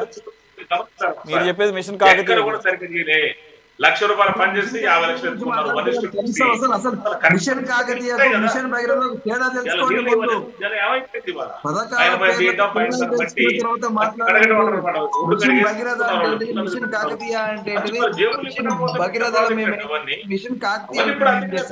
మొత్తం కోటేశ్వర గారు, ఈ అంశం కూడా మిషన్ భగీరథ అనేది వీళ్ళకి మెయింటైన్ చేయడం చేత కాలేదు. దానికి రీజన్ కూడా చెప్పడం జరిగింది. మేము ఆ ప్రాజెక్ట్ని ఇంప్లిమెంట్ చేయడానికి స్పెషలిస్ట్ టెక్నికల్ పర్సనాలిటీస్ని పెట్టాము. ఇప్పుడు వాళ్ళందరం తీసేసి మళ్ళీ యథావిధిగా ప్రభుత్వ అధికారులు పెట్టడం వల్ల దాని మీద అవగాహన లేకపోవడం మూలంగా దానికి ఎగ్జాంపుల్ కూడా అప్పుడు దానికి పర్యవేక్షణ అధికారిగా స్మితా సబర్వాల్ గారు ఉండేవారు. ఆవిడ ఎప్పటికప్పుడు పీరియాడికల్ గా ఎవ్రీడే సమీక్ష చేసేవారని చెప్పేసి చెప్తున్నారు. ఈ ఫెయిల్యూర్కి అప్పుడు సక్సెస్ అవడానికి గల కారణం అని చెప్పేసి కేసీఆర్ గారు అన్నారు. దీంట్లో ఎంతవరకు సమంజసం సార్? అది ఫ్యాక్ట్స్ ఏంటి? కేసీఆర్ ఏమైనా చెప్పచ్చు. స్మితా సబర్వాల్ గురించి, ఆమె మహిళ, ఆమె గురించి బహిరంగంగా చర్చించడం అనేటువంటిది సరైనటువంటిది కాదు. ఆమె ఒక కాంట్రవర్షియల్ అధికారినిగా ఆమె ఉన్నారు. ఆమె ఎంత సమర్థులు, ఆమెతో పాటు పనిచేసినటువంటి ఇతర ఐఏఎస్లు కూడా అంతే సమర్థులు. ఎవరు సామర్థ్యంలో ఎవరు తక్కువ లేదు. ఇప్పుడు కూడా ఐఏఎస్లే దాన్ని పర్యవేక్షిస్తున్నారు. అయితే ఎక్కడైనా లోపాలు జరిగినా లేకపోతే సరిగా నీళ్లు అందకపోయినా కానీ దాని గురించి ప్రభుత్వానికి లేదా ఆ శాఖకి సంబంధించినటువంటిది ఫిర్యాదు చేయొచ్చు, రెక్టిఫై చేయమని అడగవచ్చు. దానిలో ఏం తప్పు లేదు. దాన్ని తప్పు పట్టాల్సిన పని కూడా లేదు. ఇక్కడ గమనించాల్సింది ఏంటంటే వర్షాభావం ఉన్నది అనేటువంటి అంశాన్ని బీఆర్ఎస్ నాయకులు మర్చిపోతున్నారు. హైదరాబాద్ లో అనేక బోర్లు ఎండిపోతున్నాయి, లేదా రావాల్సిన నీటి కంటే సగానికి పైగా తగ్గిపోతున్నాయి. అందుకనే ట్యాంకర్లతోటి జనాలు నీళ్లు కొనుక్కుంటున్నారు. అంతే తప్ప జనాల దగ్గర డబ్బులుండో లేకపోతే బోర్లు వస్తున్నా గానీ ఎవరు ట్యాంకర్ల కోసం ఎగబడి కొనరు. అది కామన్ సెన్స్. ఎందుకు జనాలు ఎగబడతారంటే బోర్లు ఎండిపోతున్నాయి. ఇప్పుడు మేము ఉండేటువంటి అపార్ట్మెంట్ లో కూడా రోజు ఇంతకు ముందు గడిచినటువంటి 5-6 సంవత్సరాల్లో ఎప్పుడు కూడా ఏ వేసవిలో కూడా సమస్య రాలేదు మాకు. కానీ ఇప్పుడు మాకు స్టార్ట్ అయింది. మేము ఉండేటువంటి అపార్ట్మెంట్ లో కూడా మేము ఏం చేయాలి, మేము కూడా ట్యాంకర్లకు కొనుగోలు చేయాలి. కొనుగోలు చేయకపోతే ఇంకా జరిగే పరిస్థితి ఏంటో తెలుసు. కోటేశ్వరరావు గారు, అంటే వ్యూయర్స్ క్లారిటీ కోసం, అలాగే నాకు పర్సనల్గా కూడా, అంటే ఈ 10 సంవత్సరాల్లో ఎప్పుడు కూడా ఈ రకమైనటువంటి వర్షాభావ పరిస్థితులు లేవంటారా? లేదా దాన్ని ఎలా చెప్తున్నారంటే బీఆర్ఎస్ వాళ్ళు ఇది మా పరిపాలనా విధానం, మేము ఆ రకమైన పరిస్థితులు రాకుండా ఇది మా మేనేజబిలిటీ అని చెప్పేసి అంటున్నారు. సురేష్ గారు నేను చెప్తున్నాను. ఒక్క నిమిషం వివేక్ గారు ప్లీజ్ ఒక్క నిమిషం వివేక్ గారు, శ్రీనివాస్ రెడ్డి ఒక్క నిమిషం. సురేష్ గారు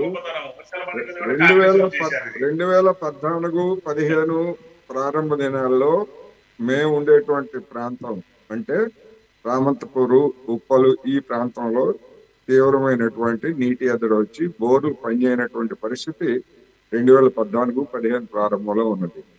ఆ తర్వాత పుష్కలంగా వర్షాలు పడినటువంటి కారణంగా ఆ తర్వాత మేము ఎప్పుడు సమస్యను ఎదుర్కోలేదు. హైదరాబాద్ లో అనేక ప్రాంతాల పరిస్థితి అదే. కొన్ని ప్రాంతాలు ఎప్పుడు కూడా అసలు భూగర్భ జలాలు వాడకానికి పనికిరానటువంటి ఏరియాలు కొన్ని ఉన్నాయి. అటువంటి చోట్ల కొంత ప్రాబ్లము ఉండొచ్చు తప్ప మొత్తం మీద హైదరాబాద్ లో వాటర్ సమస్య అనేటువంటిది గడిచినటువంటి 5 సంవత్సరాల్లో లేదు అనేటువంటిది ఒక వాస్తవం. ఇప్పుడు ఎందుకు వచ్చిందంటే వర్షాలు తగ్గిపోయినాయి, బోర్లు ఎండిపోతున్నాయి. అందుకని కృష్ణా లేదా గోదావరి జలాల కోసం, ట్యాంకర్ల కోసం, లేదా ఎక్కడైనా బోర్లు ఉండేటువంటి మన హైదరాబాద్ నీటి సరఫరా విభాగం నుంచి బోర్ల కోసం చేస్తున్నారు. స్టాటిస్టిక్స్ చూస్తే పడాల్సిన దానికంటే గత సంవత్సరం ఎక్కువనే పడ్డాయి కదా సార్, 16% ఎక్కువ వర్షాలు పడ్డాయి. మరి ఏం చేశారు మీరు? మీ బీఆర్ఎస్ వాళ్ళు అందరూ తాగేశారా? ఏం చేశారండి? పడాల్సిన వర్షాలు ఎక్కువ పడితే ఏం మాట్లాడుతున్నారండి? ఏమన్నా ఎవరైనా ఎక్కువపోయారా? కోటేశ్వరరావు గారు, వివేక్ గారు చెప్తున్నది, కేటీఆర్ గారు చెప్తున్నటువంటి స్టాటిస్టిక్స్. ఆయన ఉంటున్నది ఏంటంటే కేంద్ర ప్రభుత్వ డేటా, నేషనల్ డేటా కనుక తీసుకుంటే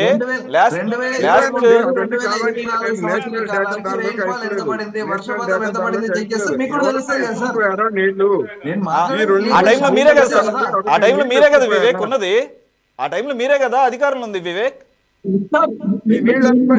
మేము అధికారంలో ఉంటే మేము కింద మీద పడి నీళ్ళన్నిటినీ కూడా ప్రజలందరికీ అందించే క్రమంలో బొట్టు ఒడిసి పట్టి ప్రజలకు అందజేస్తే, వీళ్ళు ఏ రోజునైతే December 7 నుండి అధికారంలోకి వచ్చారో ఆ రోజు నుండి కూడా నీళ్ళన్నిటిని కూడా వీళ్ళు ప్రతిరోజు కిందికే వదిలేసారు కదా, ప్రతిరోజు 5,000 క్యూసెక్ల చొప్పున. ఇప్పుడు నిన్న మొన్నట్టు కదా నీళ్లను పంపిణీ ద్వారా తీసుకొస్తా ఉంది.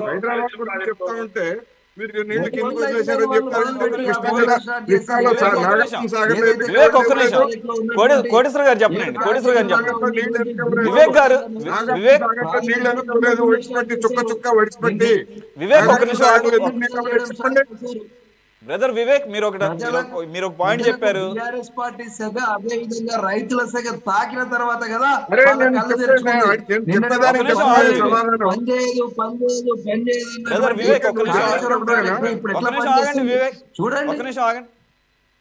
ప్లీజ్. చుక్క ఒడిసిపట్టి జాగ్రత్త చేస్తే నాగార్జున సాగర్ రైతులకి నీళ్లు ఎందుకు ఇవ్వలేదు పోయిన ఖరీఫ్ లో? నేను అడుగుతున్నది అది. చెప్పమనండి సమాధానం. ఖరీఫ్ లో చుక్క పెడితే నాగార్జున సాగర్ నీళ్ళు ఎందుకు ఇవ్వలేదు? దానికి సమాధానం చెప్పి మిగతా విషయాలు మాట్లాడండి. ఐఎండి చెప్పింది, వాళ్ళు చెప్పారు, వీళ్ళు చెప్పారు, ఇవన్నీ మాకు తెలియదా? లేకపోతే జనానికి తెలియదా? ఐఎండి నీళ్లు పడితే ఎవరైనా నీళ్లు ఎత్తుకుపోయారా చెరువుల్లో నీళ్లు?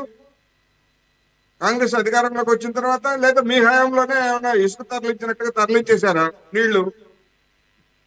ఈ మాట్లాడేదానికి ఒక తర్కబద్ధమైనటువంటి కంక్లూజన్ ఉండాలి. ఐఎండి చెప్పింది, లేకపోతే అందరికీ తెలుసు నీళ్లు వర్షాలు ఎక్కువ పడ్డాయో ఎందుకు వచ్చిందో ప్రాబ్లం అనేది. ఎందుకు నాగార్జున సాగర్ కి నీళ్లు ఎందుకు ఇవ్వలేదు? మీరు అంత చుక్క చుక్క ఒడిసి పట్టినటువంటి వాళ్ళు నాగార్జున సాగర్ రైతులకు నీళ్లు ఎందుకు ఇవ్వలేదు చెప్పండి నాకు. ఏమైందో సార్ కోటేశ్వర గారు మీరు చెప్పండి. వర్షాలు పడలేదండి, నాగార్జున సాగర్ శ్రీశైలానికి నీళ్లు రాలేదు. రాకపోతే ఎవరేం చేస్తారు? కేసీఆర్ దగ్గర ఉన్న మంత్రదండం ఉందా? కేటీఆర్ దగ్గర ఉన్న మంత్రదండం ఉందా? చుక్క చుక్క ఒడిసి పట్టడానికి ఏం లేదు అక్కడ. అయితే ఈ రోజు కేటీఆర్ గాని బీఆర్ఎస్ చెప్తున్నట్టుగా ఐఎండి ఇచ్చినటువంటి డేటాలో 16% ఎక్స్ట్రా పడింది ప్రతి సంవత్సరం పడేదానికన్నా యావరేజ్ గా అనేది. అది ఓన్లీ డేటా పరంగానే చూడాలంటారు అంతే. వాస్తవం అండి. ఇప్పుడు చెరువులు బోర్లు ఎండిపోతున్నాయి. కేటీఆర్ ఇంటి దగ్గర ఎండిపోవా, లేకపోతే కేసీఆర్ ఇంటి దగ్గర ఎండిపోవట్లేదా? ఎవడన్నా పుష్కలంగా బోర్లలో నీళ్లు వస్తే చేతి డబ్బులు చేతి సొమ్ము వదిలించుకొని నీళ్ల కోసం తిరుగుతారండి? ఎవరన్నా కామన్ సెన్స్ ఉండాలి కదా. నీ సమస్య ఉన్నది కనుకనే ట్యాంకర్ల కోసం ఎగబడుతున్నారు జనం. నేను అదే అడుగుతున్నా, నాగార్జున సాగర్ ప్రాంతానికి నీళ్లు ఎందుకు ఇవ్వలేదు? మీరు ఒడిసిపెట్టిన నీళ్లు ఏం చేశారు? ఎటు తరలించారు? సో మొత్తానికి 10 సంవత్సరాల పాటు ప్రకృతి కూడా పూర్తి స్థాయిలో బీఆర్ఎస్ కు సహకరించింది. నీళ్ళు వేయలేదంటారా నాగార్జున సాగర్ పరివాహక ప్రాంతానికి? ఎందుకు ఇవ్వలేదని అడుగుతున్నాను నేను. ప్రతి సంవత్సరం సంగతి కాదు, ఈ సంవత్సరం ఎందుకు ఇవ్వలేదు? నీళ్లు ఒడిచిపెట్టామంటున్నారు కదా మీరు. పుష్కలంగా వర్షాలు పడ్డాయి, ఐఎండి ఎక్కువ పడ్డాయని చెప్పారు కదా. తెలంగాణలోనే కృష్ణా పరివాహక ప్రాంతం ఎక్కువ ఉందని చెప్పారు కదా మీరే. అదే కదా వాదన. మాకు నీళ్లు ఎక్కువ రావాలని వాడుతున్నారు. మరి ఎందుకు ఇవ్వలేదు నీళ్లు? అంత నీళ్లు ఎక్కువ పెడితే ఏం చేశారు? కృష్ణాదంలో నీళ్లు బీఆర్ఎస్ నాయకులు అంతా తాగారా, ఎత్తుపోయారా? ఏం మాట్లాడతారు? సమస్య ఉన్నది, మీరు విమర్శించండి, నాకు అభ్యంతరం లేదు. కానీ అడ్డగోలుగా మాట్లాడితే ఎట్లాగా? ఐఎండి పేరు చెప్తే ఏమైంది? కృష్ణా జిల్లాలో నీళ్లు ఏమైంది చెప్పండి నాకు. వివేక్ ఏం చెప్తారు? వర్షం పడలేదంటారా మీరు? వర్షాలు పడలేదంటారా? నేను అడుగుతా ఉంటే వర్షం పడలేదని నన్ను అడుగుతారంటే, కృష్ణా నాగార్జున సాగర్ ప్రాంతంలో రైతులకు మీరు నీళ్లు ఎందుకు ఇవ్వలేదు? పడినటువంటి వర్షాలను ఏం చేశారు మీరు? అది ఒక పెద్ద కుంభకోణానికి ఏమైనా పాల్పడ్డారా? అడుగుతున్నాను నేను సూటిగా. Right, okay, let it be. Srinivas Reddy గారు కంక్లూడ్ చేసేయండి. ఇప్పుడు అట్లా కాదండి, స్టాటిస్టిక్స్ కాదు, వాస్తవాలు కావాలి, యథార్థానికి కావాలి. ఫీల్ గుడ్ అని గతంలో కూడా విన్నాం మనం. ఫీల్ గుడ్ కాదు, రియల్ గా ఫీల్ అయ్యేటట్టు ఉండాలి. గతంలో జరిగిన వాటిని వాళ్ళకి అనుకూలంగా స్టాటిస్టిక్స్ తీసుకోవచ్చు. స్టాటిస్టిక్స్ ఏముందండి, మన ఖమ్మంలో మీరు చూడండి, మా ఖమ్మం జిల్లా మాది ఖమ్మమే. మా దగ్గర ఉష్ణోగ్రత ఎప్పుడు కూడా 4 తక్కువ చూపిస్తుంది. మొత్తం తెలుసు, అందరూ తెలుసు. ఇలా భద్రాచలం కావచ్చు, మనుగూరు కావచ్చు, ఇల్లంది వాళ్ళని పాలన కూడా వెళ్ళొచ్చిన ఇల్లంది కావచ్చు, అవన్నీ కూడా మైనింగ్ దగ్గర ఏంటంటే వాస్తవానికి కూడా 50 డిగ్రీలకు ఎప్పుడు తగ్గదు. కానీ అక్కడ ఏంటంటే చట్ట ప్రకారం 50 డిగ్రీల కంటే ఎక్కువ ఉన్నట్టు చూపిస్తే, మరి అంటే జనరల్గా ఇది వాస్తవంగా అందరికి తెలిసిన విషయం. ఇవన్నీ కూడా కొన్ని రూల్స్ ఉంటాయి, దాని ప్రకారం తక్కువ చూపిస్తారు వాళ్ళు. అంటే స్టాటిస్టిక్స్ కొంత ఉంటుంది. అది మనం చూస్తేనేమో యాప్లలో చాలా చూపిస్తారు, ప్రాక్టికల్ తేడా ఉంటుంది. ఇప్పుడు మన జలాన్ని ఎట్లా లెక్కేస్తారు, వర్షపాతాన్ని కూడా అక్కడ పెట్టి లెక్కేస్తారు. అక్కడ పడలేదు అనుకో, మనం ఏం చేస్తాం? అది కరెక్ట్ కాదు కదా. ఇప్పుడు మా ఖమ్మంలో ఒక బజార్ మా కోర్టుకి వస్తే ఇక్కడ రాసుకోసారి ఇప్పుడు దగ్గరే ఉంది. కాబట్టి ఇప్పుడు మన స్వామి గారు ఏంటంటే పరికట్టు మాటలు ఇవన్నీ బంద్ చేయాలి. ఇక నేను ఇందాక కూడా చెప్పిన, పెద్దవాళ్ళతో ఇక్కడ లైవ్ డిబేట్ లో మాట్లాడి చాలా మంది ఉంటారు. మీరు చుక్క తక్కువ ఓడ్చిపెట్టి పెట్టేది టీవీ అడ్వర్టైజ్మెంట్ ఏదో కొట్టు అనేది అన్నట్టుగా అది కదా. మరి పట్టారని మీరే చెప్పారు. మరి నాగార్జున సాగర్ నీళ్ళని తాగారా? మీరు ఒక ఆయన అంటాడు కదా, ఇక కాంగ్రెస్ పార్టీ వస్తే ఇక కరెంట్ ఏముండదు అంటే, కాంగ్రెస్ పార్టీ వస్తే కరెంట్ ఉందంటే కేసీఆర్ పోయినప్పుడు ప్లగ్ కోల్పోతారు, కరెంట్ లేకుండా. ఇక అని నేను పోయిన కాబట్టి ఎవరికి ఏముంటుందని నీళ్ళు కొట్టేయడం తరలించి వెళ్ళిపోయిందా? అట్లా ఉండదు ఎక్కడన్నా. ఏంది సైడిజం? ఆ మాట అనేది నాకు అర్థమే కాదు. కరెంట్ అంటే ఇప్పుడు మన కొత్తగా ఏం రాలేదు కదండి, పాత కంటిన్యూషనే కదా. పోనీ మన కాంగ్రెస్ పార్టీ వచ్చినాక ఈ 4 నెలల కాలంలో మీరు కూడా గమనించండి, ప్రజానికి సిటీ నేను 24/7 చెప్తున్నాను. కాంగ్రెస్ పార్టీ వచ్చినాక ప్రాజెక్టులు బంద్ చేసిందా? పవర్ ప్రాజెక్టులను తగ్గించిందా? ఏం చేయలేదు. గతంలో ఇన్నాళ్ళు ఏంటంటే మాయ చేసి నేను చాలా స్పష్టంగా చెప్తాను, పేరు మాట్లాడాను. వితౌట్ పార్టీ మాయ చేశారు, మసిపూసి మాయ చేశారు. వాళ్ళంతా ఏం చూపిస్తుంది అంకెర గారెడ్డి చేశారు. వాళ్ళ స్మార్ట్ అడ్వకేసీ చేశారు తప్ప వేరే ఏం చేస్తారు. ఇవాళ యథార్థాలను ప్రజానికి తెలుస్తున్నాయి. ఇవాళ కాంగ్రెస్ పార్టీ ఉద్దేశం అదే. మేము అట్టని చెప్పి మేము తప్పించుకునే ధోరణి లేదు మా దగ్గర, మా నాయకుల దగ్గర లేదు, పార్టీ దగ్గర లేదు, ప్రభుత్వం దగ్గర లేదు. ఖచ్చితంగా అన్ని రెక్టిఫై చేస్తాం. ఇలా నీళ్ళు ఎక్కడ పిందెలు పెట్టేసి కాంగ్రెస్ గవర్నమెంట్ చాలా ముందుగా ఆఫీసర్లను నియమించింది. ఇందాక పోలీసులు వారు కరెంట్ ఏమైనా సమస్యలను కూడా ఖచ్చితంగా రెక్టిఫై చేసి ఖచ్చితంగా మంచి పాలన తీసుకొని ఇంద్రమ రాజ్యం తెలంగాణ ప్రజానికి అర్థమవుతుంది చాలా స్పష్టంగా తెలియదు. Okay, right. వివేక్, కంక్లూడ్ చేసేసండి. ఏదేమైనా కానీ ఈవెన్ కాంగ్రెస్ సెటైరల్గా అన్నా కూడా పోన్లే ఇన్నాళ్ళకి కేసీఆర్ గారికి లేదా బీఆర్ఎస్కి రైతాంగం గుర్తొచ్చింది, సంతోషం అని చెప్పేసి అంటున్నారు. సరే, వాట్ ఎవర్ వాళ్ళు ఏ యాంగిల్లో చెప్పినా కానీ మీరు రైతాంగ సమస్యల్ని ప్రధాన ప్రతిపక్షంగా ప్రజాబాహుళ్యంలో ఎప్పుడు ఉంచడం అనేది అది ఆహ్వానించదగ్గ విషయమే, అది అందరూ కూడా కోరుకుంటున్నదే. కాబట్టి ఇది ఒక ఆమోదయోగ్యమైనటువంటి ఒక పరిష్కార మార్గంగా ఒక రెస్పాన్సిబుల్ ప్రతిపక్షంగా ఉంటారా, లేదంటే కనుక ఏదో ట్యాపింగ్ అనే వ్యవహారం పేక చుట్టుకుంటుంది కాబట్టి లేకపోతే దానికి కౌంటర్గా దీన్ని తీసుకొచ్చారనే దాన్ని శాంటిటీ తీసుకొస్తూ ఆ రకంగా ముందుకెళ్తారు? ఖచ్చితంగా బీఆర్ఎస్ పార్టీ అనేది ప్రధాన ప్రతిపక్ష, ఏదైతే ప్రతిపక్షంగా ఉన్నామో మేము మా పాత్రను 100% పోషిస్తాం. ప్రజల పక్షాన, రైతుల పక్షాన 100% మేము కొట్లాడతాం. ఇదేదో ఫోన్ ట్యాపింగ్ అంశమనో ఇంకో అంశమో సంబంధించింది కాదు.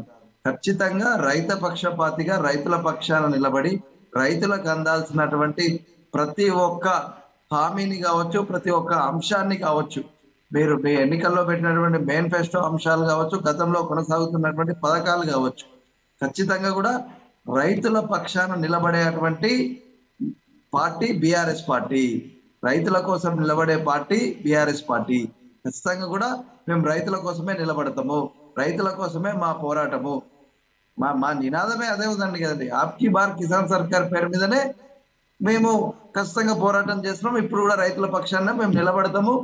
కాంగ్రెస్ పార్టీ ఎన్ని కళ్ళు బుల్లి అభూత కల్పనలు చెప్పినా, ఎన్ని చేసినా కూడా ఒకసారి మిమ్మల్ని నమ్మి మోసపోయారు. మిమ్మల్ని నమ్మి మోసపోయినామని చెప్పి ప్రజలకు కేవలం 120 రోజులనే తెలిసింది. అయ్యో మేము మోసపోయాము, అయ్యో మేము 120 రోజులు పెద్ద పెద్ద టైం, అది 120 రోజులు పెద్ద టైం అంటారు. మీరు అదే మీరేమో మీరు కొంత ఓపిక పట్టాలి. 10 సంవత్సరాలు అధికారంలో ఉన్నారు కదా బ్రదర్. ఒకటి ఇది మనకు టైం అయిపోయిందిలే కానీ అయినా కూడా ఆ తొందరపాటే. నేనేమో 10 సంవత్సరాలు అధికారంలో ఉన్నారు, క్లియర్ మ్యాండేట్ వచ్చింది, అక్కడ క్లియర్ మ్యాండేట్ కాంగ్రెస్కి ఇచ్చారు. మొదటి రోజు అన్నట్టుగానే మొదటి రోజు ఓకే, మాకు ఎటువంటి ఆతృత లేదు, 5 సంవత్సరాల పాటు వాళ్ళు అధికారంలో ఉండాలని కోరుకుంటాను అంటూనే 4వ రోజుకే ఇంకేముంది కాంగ్రెస్ ప్రభుత్వం కూలిపోతుంది, మళ్ళా కేసీఆర్ ముఖ్యమంత్రి అవుతారంటారు. మీరే అంటారు, మళ్ళా ఈ పార్టీ నుంచి ఆ పార్టీలోకి వెళ్తేనేమో లాక్కుంటున్నారు అంటారు. పార్టీ గేట్లు కాదు ప్రాజెక్ట్ గేట్లు ఎత్తాలని చెప్పేసి అంటారు. సరే ఓకే, అందు గురించే. కాబట్టి ఏంటంటే ప్రజలు ఒక మ్యాండేట్ ఇచ్చారు 120 రోజులు, which is not a considerable period, it's very short period. Okay, you have to give some time. At the same time మనకు ఆల్రెడీ ఎలక్షన్స్ లోకి వచ్చేసాము. మోడల్ కోడ్ ఆఫ్ కాండక్ట్ 120 రోజుల గురించి మాట్లాడుతూ ఉన్నారు. వాళ్ళ నాయకుడు, వాళ్ళ పిసిసి అధ్యక్షుడు, ఈ రాష్ట్ర ముఖ్యమంత్రి వర్యులు రేవంత్ రెడ్డి గారే చెప్పారు, ఈ లోక్సభ ఎన్నికలు రెఫరెండం మాకని చెప్పి.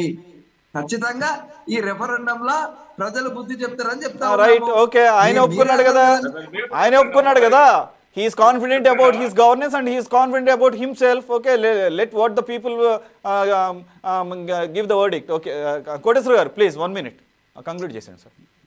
ఇప్పుడు నీటి ఐఎండి చెప్పిన లెక్కలు ఎక్కడైనా కొన్ని ప్రాంతాల్లో గోదావరి పరివాహక ప్రాంతాల్లో ఎక్సెస్ పడ్డాయో లేదో నేనైతే నిర్ధారణగా చెప్పలేను. ఒకవేళ పడున్నా కానీ గోదావరిలో వచ్చి వృధాగా నీళ్లు పోతున్నాయి. గోదావరి జిల్లాలన్నింటినీ కూడా ఉపయోగించట్లేదు కదా కేసీఆర్, గత 10 ఏళ్లలో కూడా ఉపయోగించలేదు కదా. అందువల్ల ఆ లెక్కలు తీసుకొచ్చి మొత్తం రాష్ట్రానికి వర్తింపజేయడం అనేటువంటిది అసందర్భం అనేటువంటిది ఒకటి. అందుకని సమస్యలుగా మాట్లాడండి. అతిశయోక్తులు కనుక చెప్పేట్లయితే ఇప్పుడు జనం అప్పుడే తీర్మానించేశారని చెప్తున్నారు. బీఆర్ఎస్ ని తీర్మానించడానికి 10 ఏళ్ళు పట్టింది. అందుకని కాంగ్రెస్ ఎంతకాలం చేస్తారంటే, ఒకవేళ వాళ్ళ ప్రవర్తన అట్లాగే ఉంటే నిజంగానే రేపు రేవంత్ రెడ్డి గారు అన్నట్టు రేపు లోక్సభ ఎన్నికలు రెఫరెండమే. ఆ సవాళ్ళను తీసుకొని పనిచేయండి, మంచిదే. కానీ అతిశయోక్తులు చెప్పొద్దు అనేటువంటి ఈ సందర్భంగా నేను చెప్పదలుచుకున్నాను. Right, okay, thank you very much for joining Koteswararao గారు, అలాగే వివేక్ గారు, శ్రీనివాస్ రెడ్డి గారు. ఇది వాళ్ళ స్పెషల్ డిబేట్. మరో డిబేట్లో మళ్ళీ కలుద్దాం. Stay tune to city 24/7.